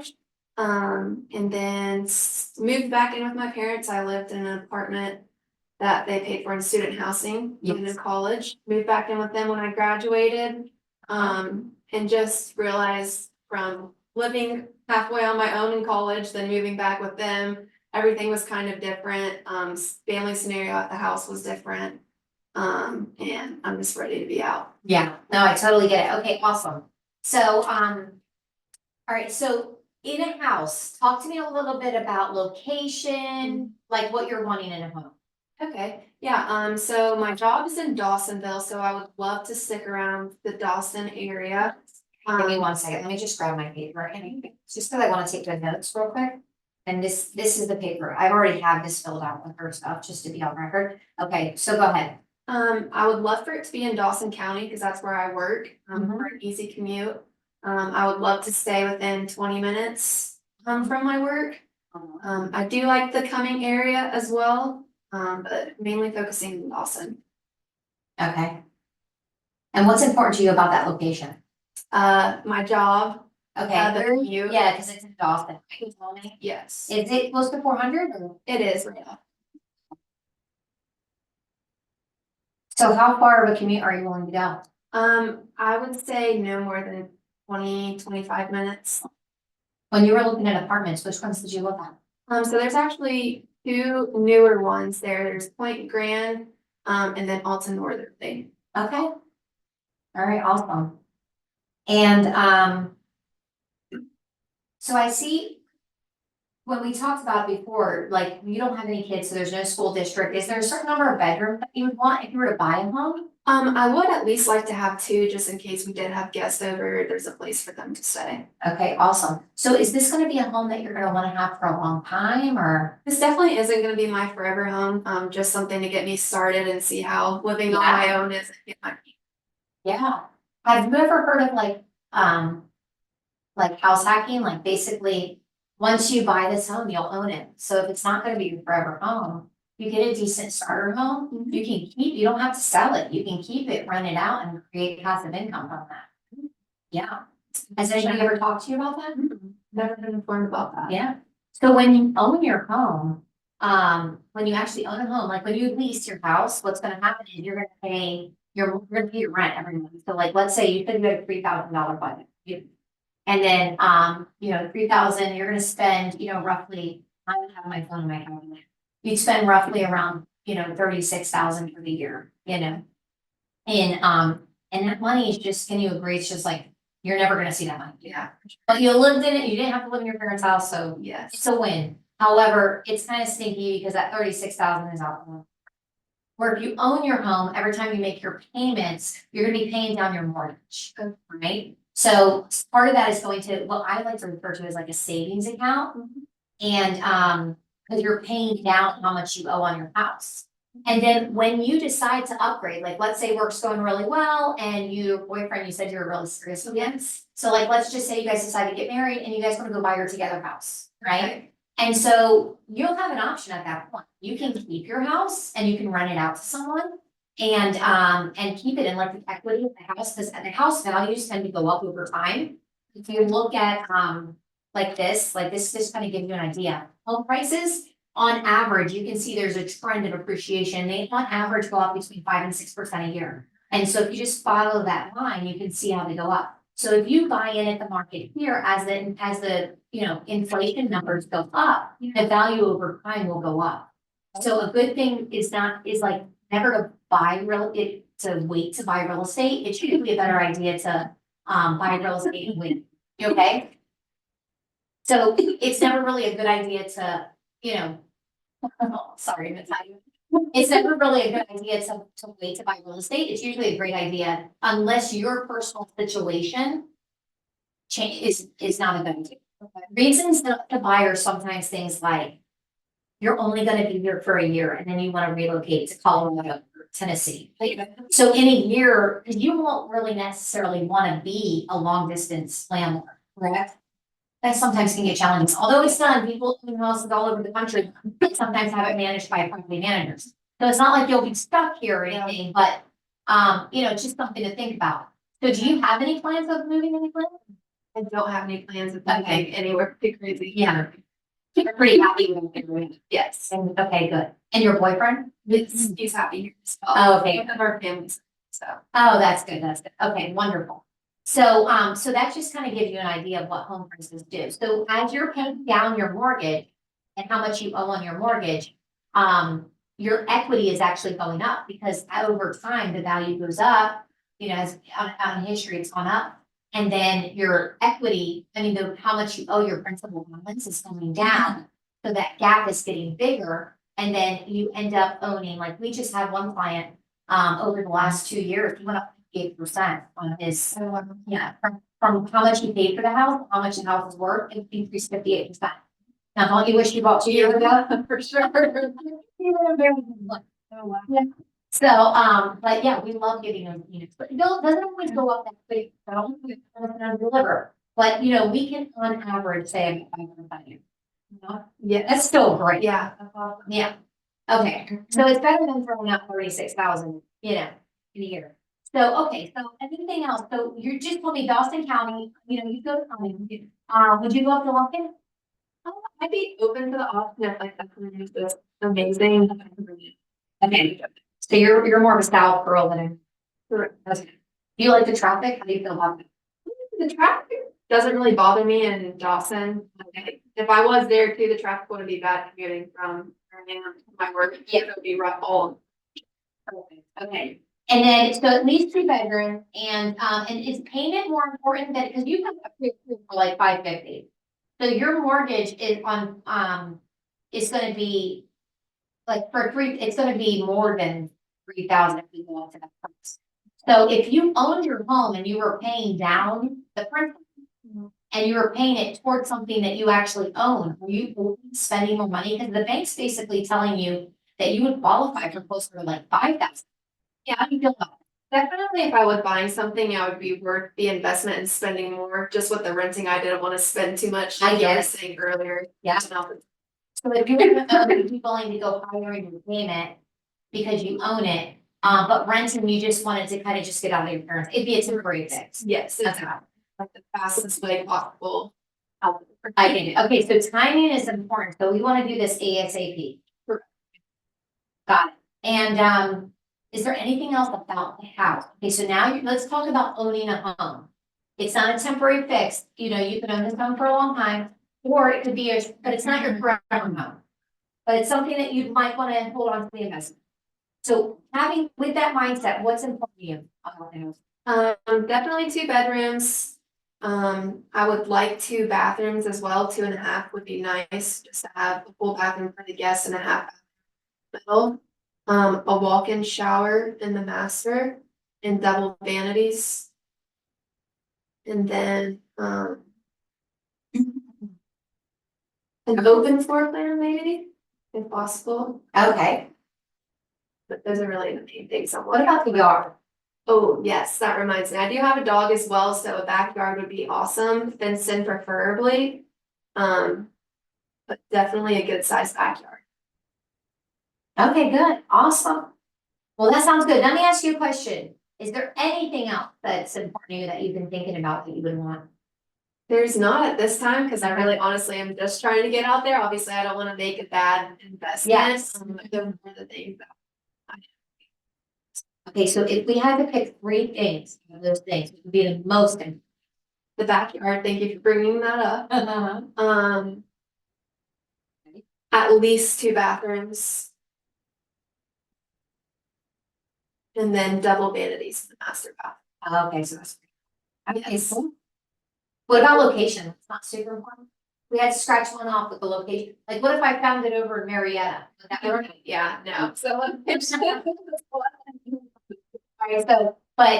so would you be able to spread though, if, you know, a little bit out on that Dawson coming? A little bit, Okay. yes, there's a So you- little bit, A little bit, okay, perfect. Right, yes. all right, awesome. So since you already have your pre-approval and everything, we can kind of take a look at what would be out there for you and check a little bit. Let me talk to you a little bit about what the home buying process would look like, because I know you do have questions, and it does seem, you said it seemed overwhelming to you. Okay, so thinking easier for the short term. What gets hard about leasing is that double move thing again, you know, like it'll be a temporary situation, you're, you know, you would be losing $36,000. Or you could be gaining the equity, you know, over time and paying down on that mortgage with that same money. So obviously, with the thought process that this is not gonna be your forever home, I think it would be extremely important to me to know that you're gonna be in at a price point that you could run it and pretty much allow it to cover itself. And as you know, the good thing is rents usually go up over time and your payment will be fixed with your lender. So your mortgage payment will stay the same. The only thing that can adjust on a mortgage payment is your taxes and insurance. Okay, because once you buy that house, that following year, your taxes might go up a little bit. Okay, and your insurance, depending on like if you make a claim or things like that, your insurance can fluctuate. And your taxes, which are your property taxes, just to be clear. Your property taxes are in your mortgage, and so is your insurance, because they pay it every month for you. It's called an escrow. Okay, so, but your actual principal and interest payment will never change over the life of the loan. And I'm assuming you're probably getting approved for a 30-year mortgage, right? Yes. That's what they told you? Yes. That's, all right, so with a 30-year mortgage, your payment will stay the same all those 30 years. And then those two things could fluctuate. They don't fluctuate very much. Now, so most important things to you are the backyard, 2 bathrooms, and a double vanity. So we'll make sure we cover that. Now, the first part of buying a home, okay, is gonna be, hiring a strong agent to work and represent you. Okay, and then you're gonna get pre-approved. So you've actually put the cart before the horse. You've already got your pre-approval, which is fantastic. So you're actually ahead of the game. And then the next step obviously would be finding your home. Okay, so we really work hard at finding your home. We have a program called a VIP buyer program. We're gonna look online and see what's out there. And there's probably gonna be, with what you're looking for, there's gonna be some options for you. But after we agree that buying the home is right for you, then we'll go ahead and look today. We can look on the computer and see what's out there. And then based on that, if we're gonna have to go off market, there are ways that I can go off market and actually look for homes too that might not be on the market. Because I know you would wanna find the right home every time. And if you don't find it soon enough, you're probably gonna wanna just rent something with that. Okay, so we can't drag our feet. You can't work with someone that's gonna drag your feet. We're gonna have to be really on it to find you the right home. That's what we're willing to do, okay? Okay. Then once we find the perfect home, okay, you're like, Mindy, this is it. Like, you're gonna feel it. You're gonna know you like this home. Now, it's not gonna have everything you want all the time. Don't expect it to be like perfect. Because remember, it's not your forever home. It's just your home. That you're gonna get you over the next few years, okay? But we're gonna negotiate the contract for you. We're gonna, once we find that home, and it's like, Mindy, I like this. Every time we go into a house, you're gonna number it from 1 to 10. Okay? And if it's a 7 or better, it's probably a house that we should be thinking about an offer. Okay, it usually takes me about 6 or 7 homes because I really get to understand what you want. That's why we ask a lot of questions, and that's why we're here today. Because once you get in the car, in the car with me, and we're looking at houses, we look at so many houses online, and I said that I really get a feel for what you're looking for. I'm not gonna waste a whole lot of time seeing homes that aren't gonna match you. So almost every home I take you to, you're gonna pretty much like. Now, there's some we might get in there and it's not real, and the first time we go out, if we're kind of not loving it, we can adjust the search criteria and then we can make some adjustments to the search. But usually I'm pretty on point, and it usually only takes us about like 6 houses to go to before you're ready to make an offer. Okay, sounds good. Okay, so then once we find that perfect house, even 2 that day, if we like 2 houses and you like them kind of different, it's not a problem. We can like house A and house B. But I'm gonna tell you, okay, Annie, let me talk to the agent, let me see, and I'm gonna run the comp, and let's see which one's the better deal and where we can get the better deal. Sound good? Yes. All right. So then I'm gonna talk to the agent, I'm gonna find out what's important with sellers. I'm gonna really give you a good negotiating strategy to try to get you the best deal we can get you. Okay. Sound good? Yeah. Now, sometimes because of the price point that we're gonna be in the area, Dawson, as you know, is green, super popular. So we may come into a situation if the house is priced right, it's a really nice house. If you like it, I'm sure other people are gonna like it. We may end up getting multiple offer situation. Don't freak out, that's normal in our market today, okay? So we're really good at helping you win that offer by talking to the other agent, trying to find out as much information as we can. And at that point, we would ask you to put your best foot forward. I'm gonna always talk to you about like what would be the best strategy approach. At the end of the day, though, it's your house and your decision. You're gonna make the decision on, what price we go in. Fair enough? Yes. Okay. And then once we get under contract on that house, and I'll go over the paperwork of the contract and what that looks like. They're Georgia standard forms, so it's literally fill in the blank. I'm not an attorney, so I can only fill in the blanks of the contract. So they're very standard forms. We literally fill in things like the purchase price, how long for inspection. All of these things that we're gonna cover right here, we're gonna fill in on the contract. When we get to that point, just like I'm sitting down with you going over this, it might be over the phone or over an email, and then a phone call. I'm gonna go over the contract with you. I'm gonna make sure you totally understand the contracts and that you have answer all your questions. We'll make an offer, okay, on that house. Once we make an offer, I negotiate the offer. I'll call you, I'll keep you informed. And then hopefully I'll be calling you saying, woohoo, you won the house. Yes. Okay. So, and then on that contract, it's gonna have timeframes. Now, in real estate, timeframes are important. Time is of the essence. Okay. So, there's things like a due diligence period. that period is like your get out of jail free. Okay, you can really, during that time, of the contract, you're gonna do your inspections, which if you don't have an inspector, I can totally recommend. We have a group of vendors that are fantastic that we can recommend for you. I mean, these people have been doing inspections for our team for a long time, and we don't get anybody calling us back saying there's an issue. So you can pretty much count on them. But if you have someone you wanna use, you're welcome to use whoever you'd like. Okay, so we're gonna go through the home inspection, and I'll be there with you. And what we'll do is, we usually get there about an hour, before the inspector's done. And you can walk through, you can measure anything you wanna measure, take pictures, look for furniture. But also at the end, when he is done, because we don't wanna be in his way the whole time. So when he is done, what we'll do is, he'll walk us through the house, kind of show us if there's any little blemishes. But really, he's gonna show us like where the water main is. He's gonna show us all the important features of the house. He's gonna look at your roof. He's gonna look at your electrical. He's gonna look at plumbing. We wanna make sure you're not buying a house that's gonna be a problem later, right? You might have heard of people in the past buying homes that then they have all these issues. We wanna make sure that's not the case. So we'll make sure you do your home inspections. And then there's also, if there's any issues though, like something major comes up that wasn't disclosed, because the seller will give you disclosure that discloses things before we make the offer. Whatever's disclosed, we buy knowing that that's what the house has, okay? And your offer is based on knowing. So at the inspection, if something comes up that nobody was aware of, obviously the seller wasn't aware of it. You weren't aware of it, I wasn't aware of it. We can renegotiate at that time. That's our one time that we can renegotiate the contract and try to ask the seller. There's three things that happen in that. One is this, we just say the house looks great and we move forward as is. Because there's always gonna be, if you're buying a resale, there's always gonna be some things to do. If you end up buying new construction, which in your price point, there's some really nice new construction in Dawson. So you may end up liking that idea. Just know that builders are humans and they make mistakes. We still inspect them. Okay, and you still need a realtor to help you guide you through that process because that home buying process, some people just have this thing and they think if they buy a new home, they're buying a perfect home. The builder's just a person, so it gets checked off by the county and no one's ever lived in it and there is still things about a new home, but it's not gonna be perfect, so you still want an inspection. Okay, so, and then what we do is we go through the list and if there's anything that's major, now if it's a new construction, majority of those things they're gonna fix, it's called a punch out list. If it's a resale, we don't usually ask them to fix everything.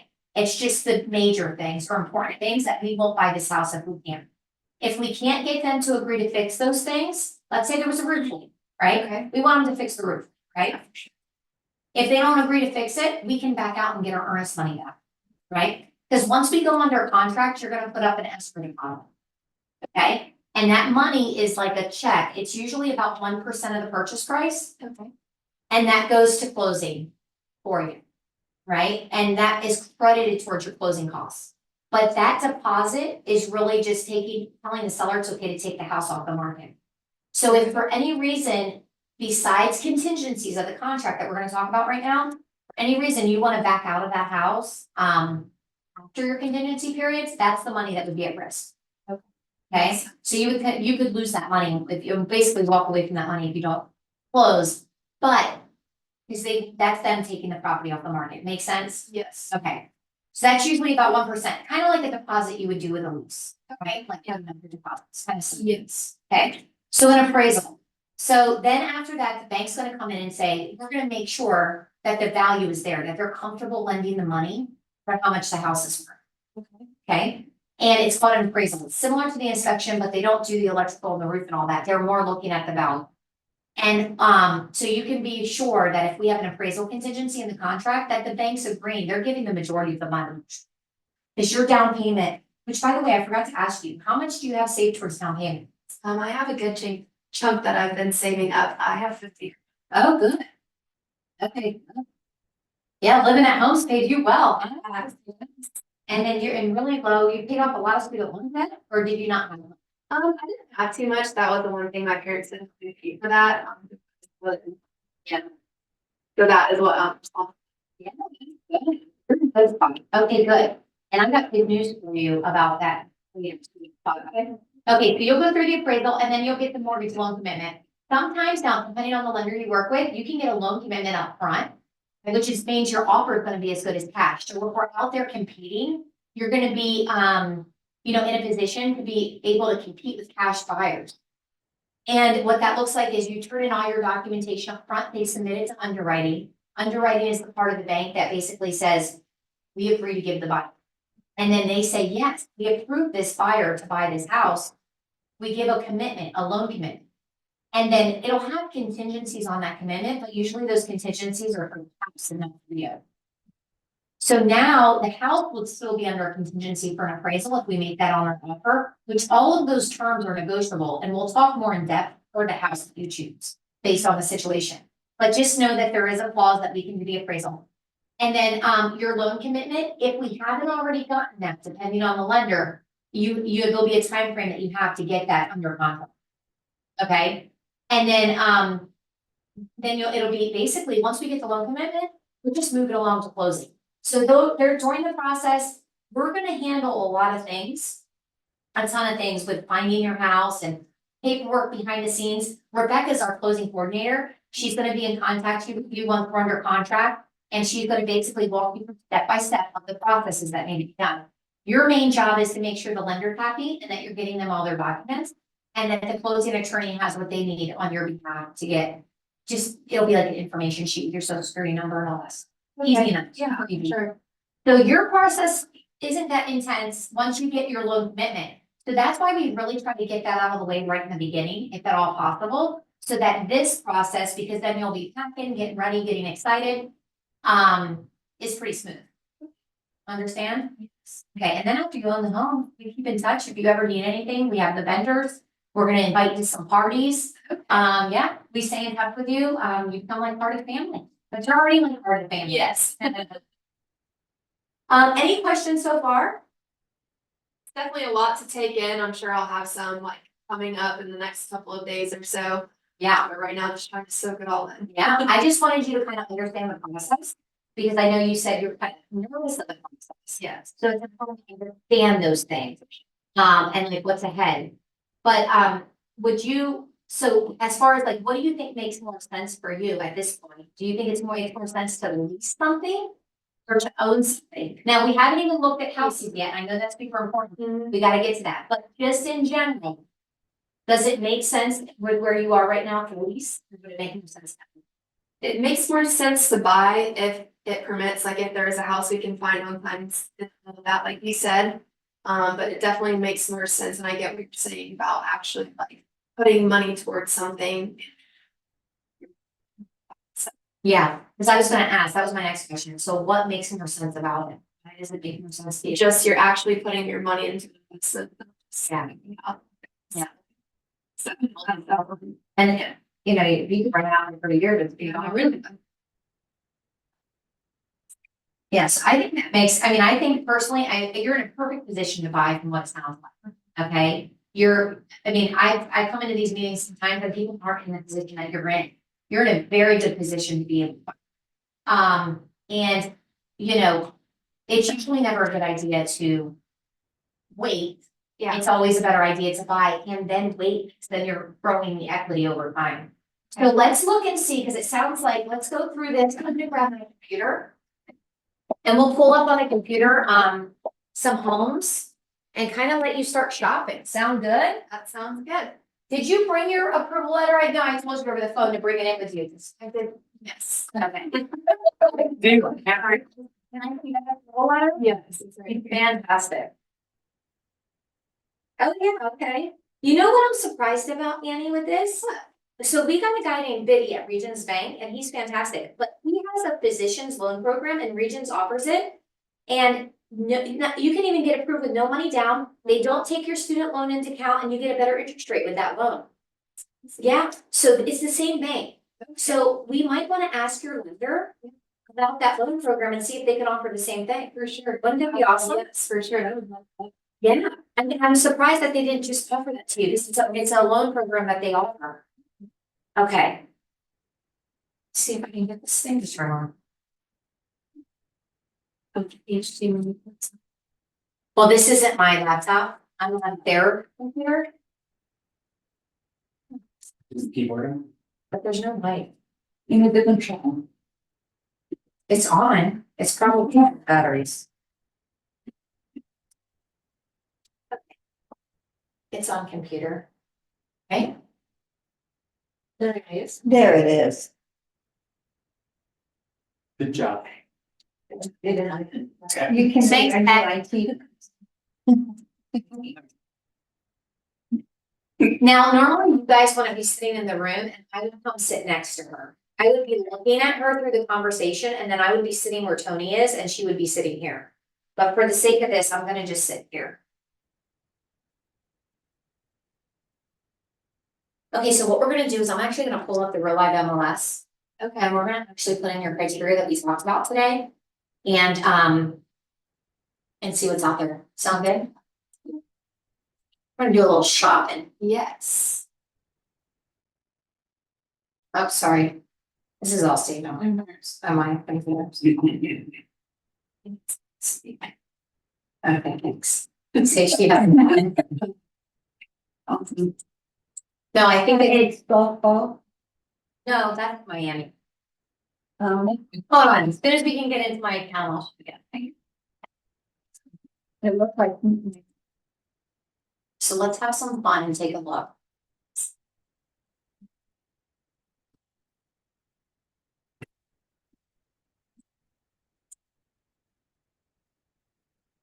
Okay, so basically, we want a single family house.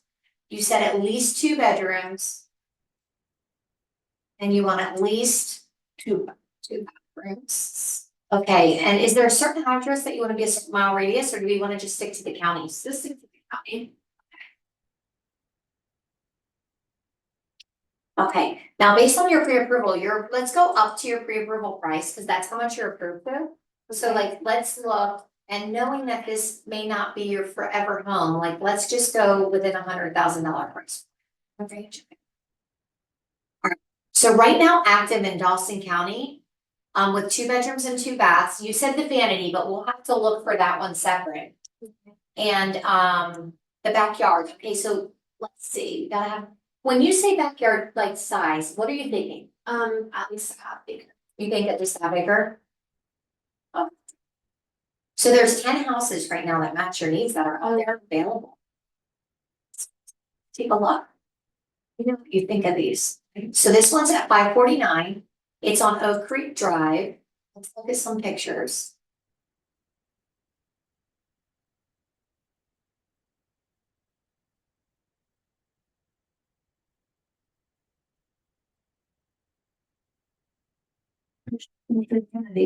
There's your double Yeah. whammy. So listen, if you don't like it, we don't need to take a super long time on this. You tell me skip it. If you're liking it, let's look at all the pictures. Okay. What about the house lot you like? The outside, I know which those are things you can fix, but a Okay. little more modern up to date. Okay, got it. Are you looking for like a new one, like something like that? Let me think something. Okay. How about like that? Okay, it's not your vibe either. Okay, good. We're learning, right? Yes, now this looks interesting. Okay, let's see.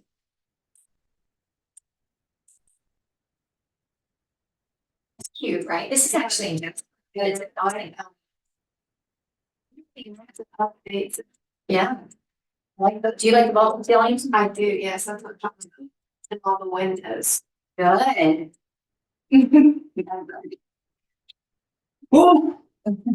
It's easy. Yeah, I was gonna. Yeah, say- that's not, I got a hater, don't worry. Yeah, that's easy. And what about the ceilings? Is that something that you guys have someone for? Yeah, oh yeah, we have people for anything that you want. Okay. You know, it sounds like you have plenty of money saved, because even with that positions, if we can get you through that positions program. A lot of that money you could save, you wouldn't even have to put it a lot up in pocket. And you could use some of that money for some of the things you can do in the house. Okay. Yeah. So, this looks like it's the basement, so it's finished basement, that's great, that's add value for sure. Yeah. Yeah. I mean, this looks like it could be like a forever house. You know, like, it's in my mouth. Basement. Okay, let's see, we're getting to the outside now. Yeah. Okay, good. And that's your driveway. How do you feel about that? Yeah. Yeah. And it sits up. It looks like there was a. Okay, good. Yeah, so let's look where it is. So this is Jasper. Oh, you know where this is. Yeah, okay. Yeah, it's Big canoe. yeah. So that's not gonna be too far. It's gonna probably take you about 30 minutes, but it's still in Dawson Okay. County. Now, do you know anything about the community? I do not. Oh my God. It's amazing. Really? Yes. You're gonna have beach access, like lake beach Wow. access. You're gonna have access to like the golf course, the marina. Like, how does that all sound to you? Amazing, yeah. Really? Okay, it's gated. How's that? What makes you feel like, that's another thing, living on your own. This is gonna be like vacation. It's a mountain community. Okay. Yeah, this is one we should definitely check out. I think you should definitely see that. For sure. And since you're from like, you said your dad lived in like Dahlonega area and stuff, Yeah. it's gonna be, you're gonna feel like you're not in all the traffic there. It's gonna Okay. feel a little bit more away, but you're still only 30 minutes from her. Yeah, now this one's in Dawson also. What do you think about this one so far? Really? No? Okay. How about this? This might looks like a cuter starter home. What do you think? Yeah, that looks more like a ideal starting home than the last one. Oh, look, it's got a fenced yard for the Okay. dog already. Yes. Yeah, look, I like the colors of the dog. Too much color. Yeah. Yeah, and you said you wanted the concept. Look, it's got that, the kitchen looks renovated. What do you think about that? I like that. It's like the light fixtures and stuff that they have when they stay with them. Yes, the light fixtures, well, we have a seller's disclosure and it's gonna check, because each home, everything's negotiable in real estate contract. Majority of the time, they're gonna leave all of the things that are exempt. The appliances, your refrigerator and your washer and dryer are usually personal. property, Okay, so those are gonna be things that are negotiable. Within the contract, but usually the seller's gonna take it. So yeah, what do you think? Yeah, I think this would be a great option. How cute it is. Yeah, I like Yeah, and look at your double vanity. Oh, wow. Look at that yard for the dog. What's the dog's name? that. Okay. Oakley, I have paid. You have never paid. Maybe got her in 2020. Yeah. So anyway, so the nice driveway to turn around, park in your garage. Are you renting or? I am. Okay. Just in case it's raining or anything. I don't know. Okay, awesome. Well, I love this one too. I definitely think we should check this one. Now check out this location. Do you know where this is? So this is 53 Okay, yeah. and this is back here. So you're drawn it right there. Yes. Yeah, so you could send me. Yeah, I think this is one we should definitely.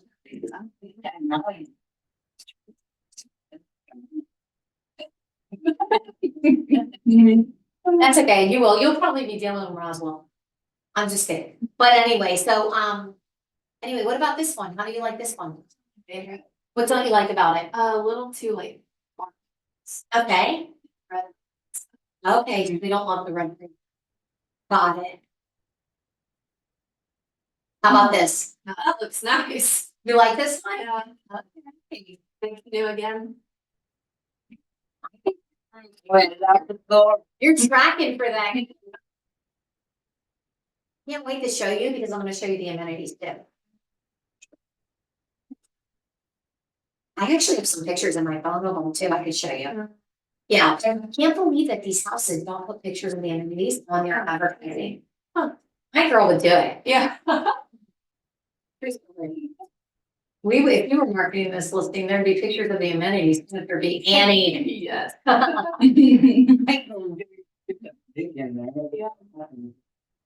The beach and the golf course, you wouldn't know none by looking at them. That's crazy. But I can tell you, so this is the advantage to that. Okay, when you have a house where the agent doesn't do a good job at marketing everything it has, that's like people don't know. So you can get a better deal on the house than you otherwise could have if they marketed it the right way. Yeah, you want. Simply wouldn't even do No, let me tell you something. I sold one of my clients a house on Lake Lanier. And she did not want to go see it based off the pictures on Zillow. I was like, just trust me, I've seen the house before, like the views are amazing. Go see this house.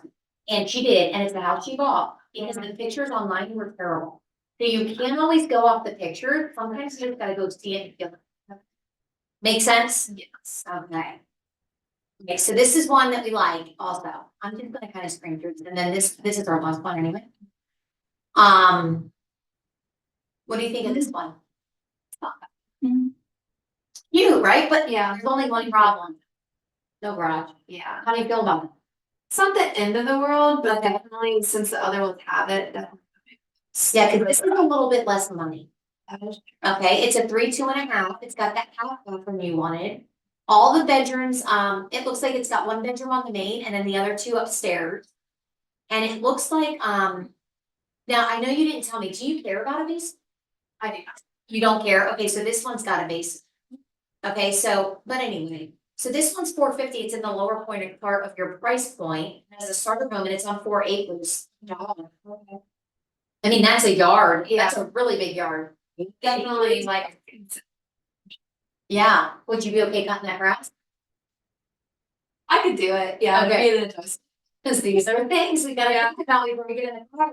Remember, I told you there's only 6, usually we only have to show a few houses before you pick the right one. That's why I asked all the hard questions. To make the wood.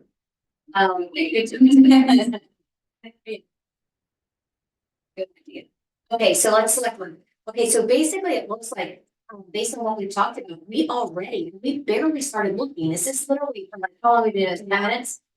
Yeah, and we've already, this is everything on the market that's the most important to you right now. So to be in Tulsa County, you know, and this whole area, this is everything that you're gonna see on the market. Now, what I'll do is I'll end up setting you up on a automatic search, okay? Just pretend I didn't do that. It was this one, Less. It's less. 8 was it? Okay. And then, oh, it was this big hidden one. Okay, so what I'm gonna do is we're gonna save this criteria, okay, and I'm gonna let you know every time a new listing comes on. So you'll get all the new ones, but just know this is everything with your criteria on the open market right now that matches. Okay. Okay, so when we go out, you don't have to think, I wonder if there is something else out there, because this is everything that's out there. Yeah, you want me to do that? Okay. So then we would go, I'm gonna put it on myself. Saved in here. Well, actually, you don't have any clients saved, so let's create a client. Okay, so you create the client, Annie. Thank you for ready to create. Make a difference. Okay, Annie test. And then it's. We'll do CPG.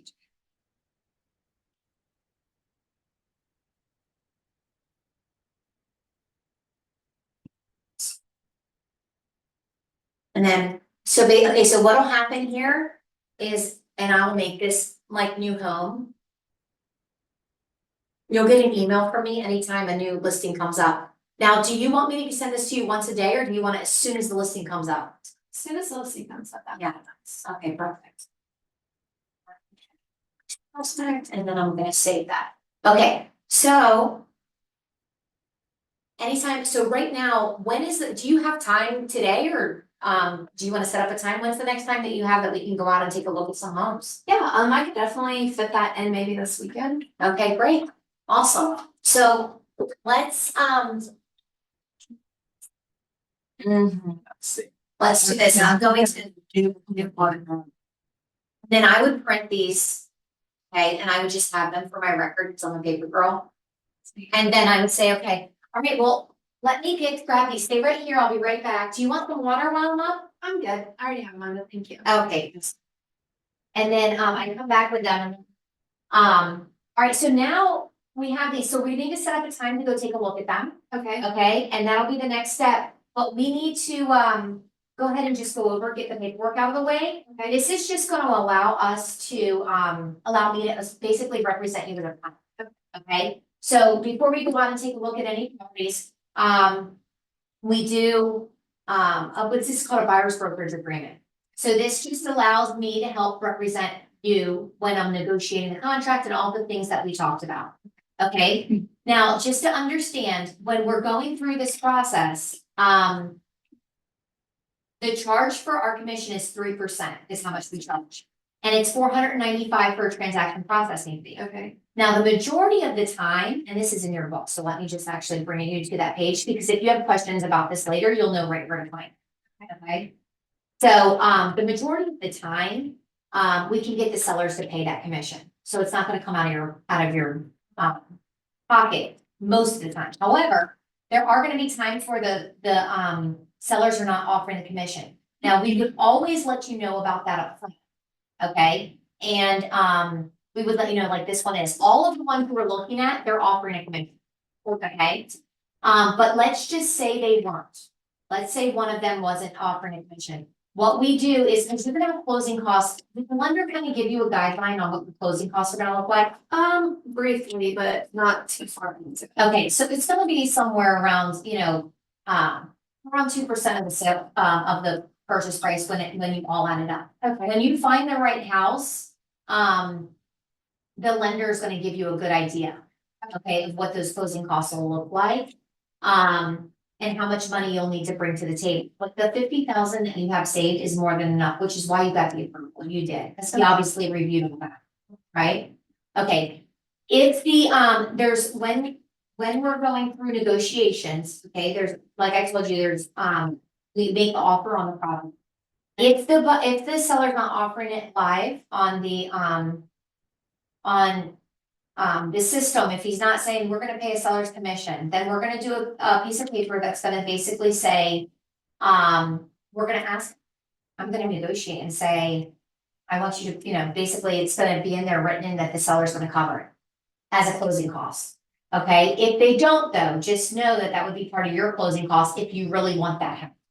Because your other option, and you always have options, the way I see it, there's always 3 options, okay? But the way I see it is that you can either just don't buy that house, which is why the majority of the sellers will choose to do it. Or you negotiate that they pay part of it and then you only pay 1. For example, if the seller's willing to pay 2, then maybe you only have to pay 1. But in return for that, just so you know, that you're getting represented, but you're getting represented, you're getting expert guidance. We're gonna walk you through, we're not gonna let you buy about it, right? We're gonna make sure you understand the process. One of the largest processes that you're gonna go through in your adult life. So, we're gonna basically talk to you about negotiations and try to, the strategic way to negotiate, okay? We're gonna give you comprehensive support. We're gonna make sure you understand everything the whole way through. And we're gonna also make sure you have market knowledge. I'm gonna make sure you don't overpay for them. I'm gonna let you know like how much the comps are and what it's worth and do history on the house. We're gonna find out like everything we can find out about the house. Okay, so, and we know moving can be super stressful, so really I'm just here to kind of guide you through and make this as easy and as simple as possible and keep it fun. Okay, so, and then this is just allowing us basically, it's our agreement that, and I will tell you, that you see in here, let me show you this actually. With our Homebuyer VIP program, these are all the things that we're committed to do. And within here, it's gonna tell you that, if you're not satisfied at any time, you can cancel the contract with no obligation. Okay. But my goal is that you're gonna refer me all your friends and family. So just like your mom referred you to me. Yes. Okay, so my goal is that you're super satisfied, everything is self-explanatory, but if for any reason you change your mind, and you decide this isn't for you, you're not gonna be obligated past that. I'm gonna agree to let you out of that contract. Okay. For that, okay?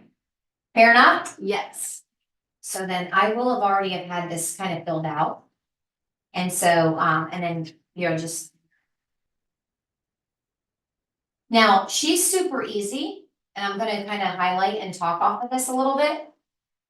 There's gonna be ones that have questions. I would go into more detail as needed, right? Like she's easygoing, like it makes sense to her.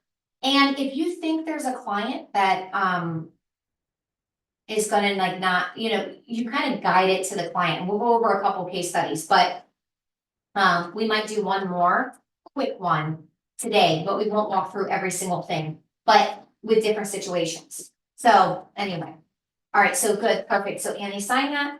All right, awesome. So I'll get you a copy of this. Okay. You're gonna keep this for your own record. When's the next time that you're available to go out? What's your schedule look like?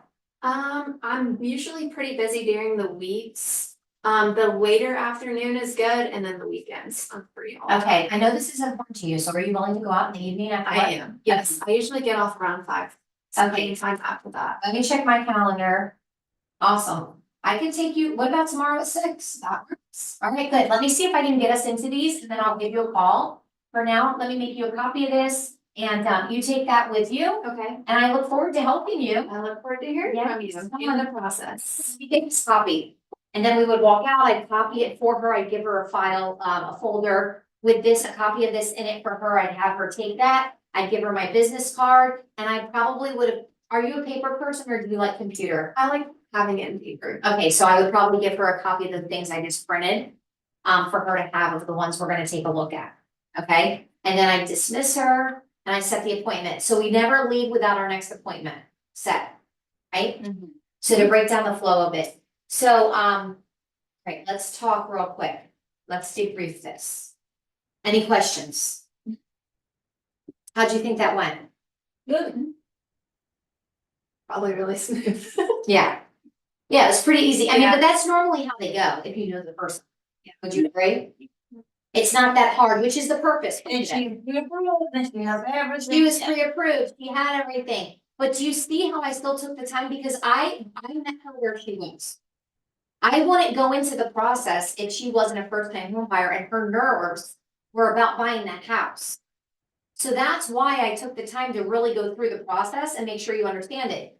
But then I noticed that because it's a process, that's what she's scared of. It's gonna take too long, right? So that was her fear. So I took her fear away because we have 221 things. So I took her fear away and go, no, I'm gonna handle all of it. You're not gonna have, all you're gonna have to do is this. And if we do that on the front end, it's gonna be simple, right? So how did that leave you feeling? Easy, like I felt like confident that you knew what you were doing. And we're gonna help me find the right time, a good time period. Did you have any, like truthfully, did you have any hesitation in your brain? Were you like, I know, like, there's no one else I would wanna work with? You felt Because good. you had everything to back. Every time you said something, then you'd flip to the page and be like, this is why, or here's the statistics for the.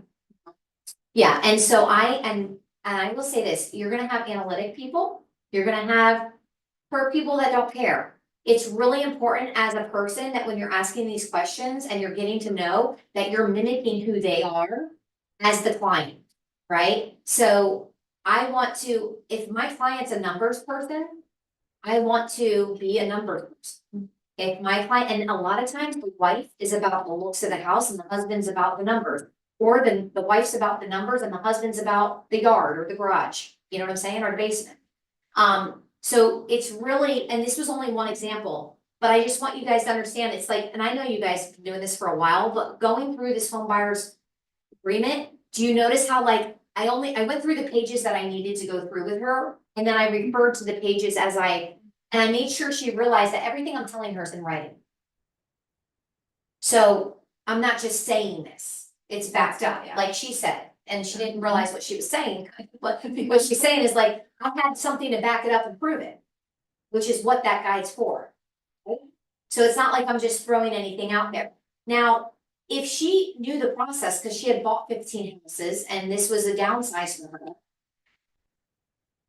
If she doesn't buy houses every single day, she might not have bought a house in 3 years.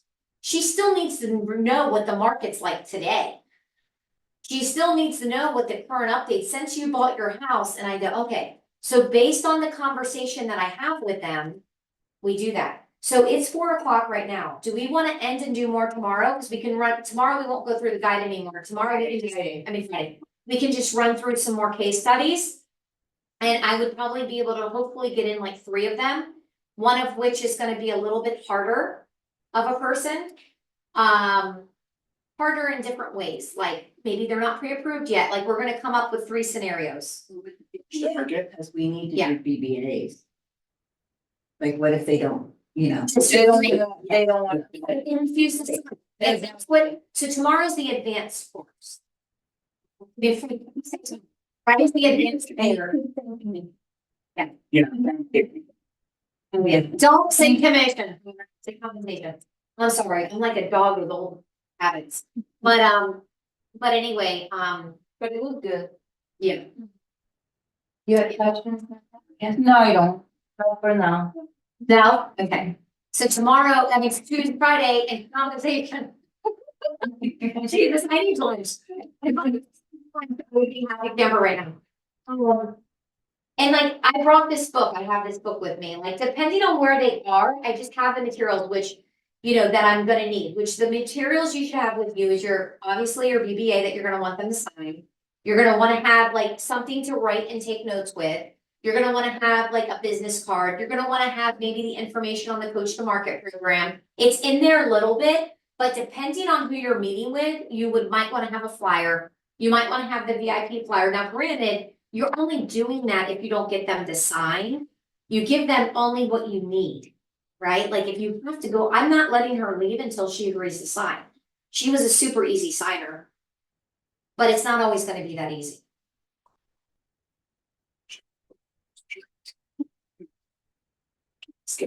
Yeah, so part of it, I would have probably closed sooner, but it was for the sake of her not knowing to buy or wanting to buy. So I wanted to reconfirm that she was on the same page. So a couple things that you might notice in there that I purposely and intentionally did is I wanted her to be a sure yes.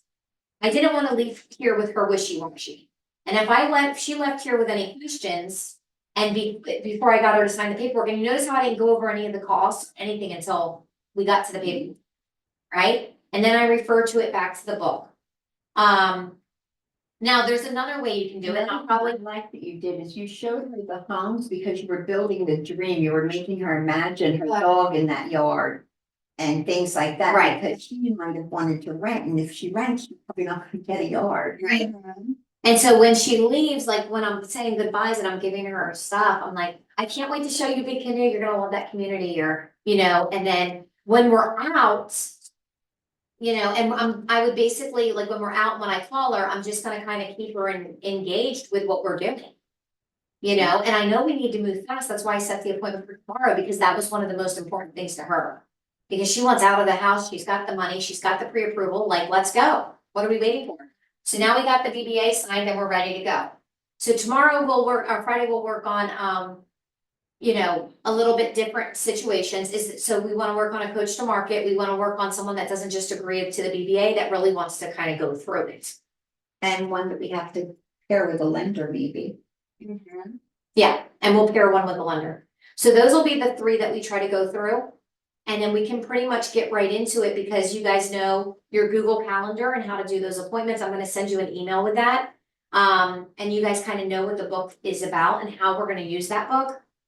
And all of that, but any questions or for me? What did you say you're doing tomorrow? Coach to market, pair with a Friday. lender? Friday.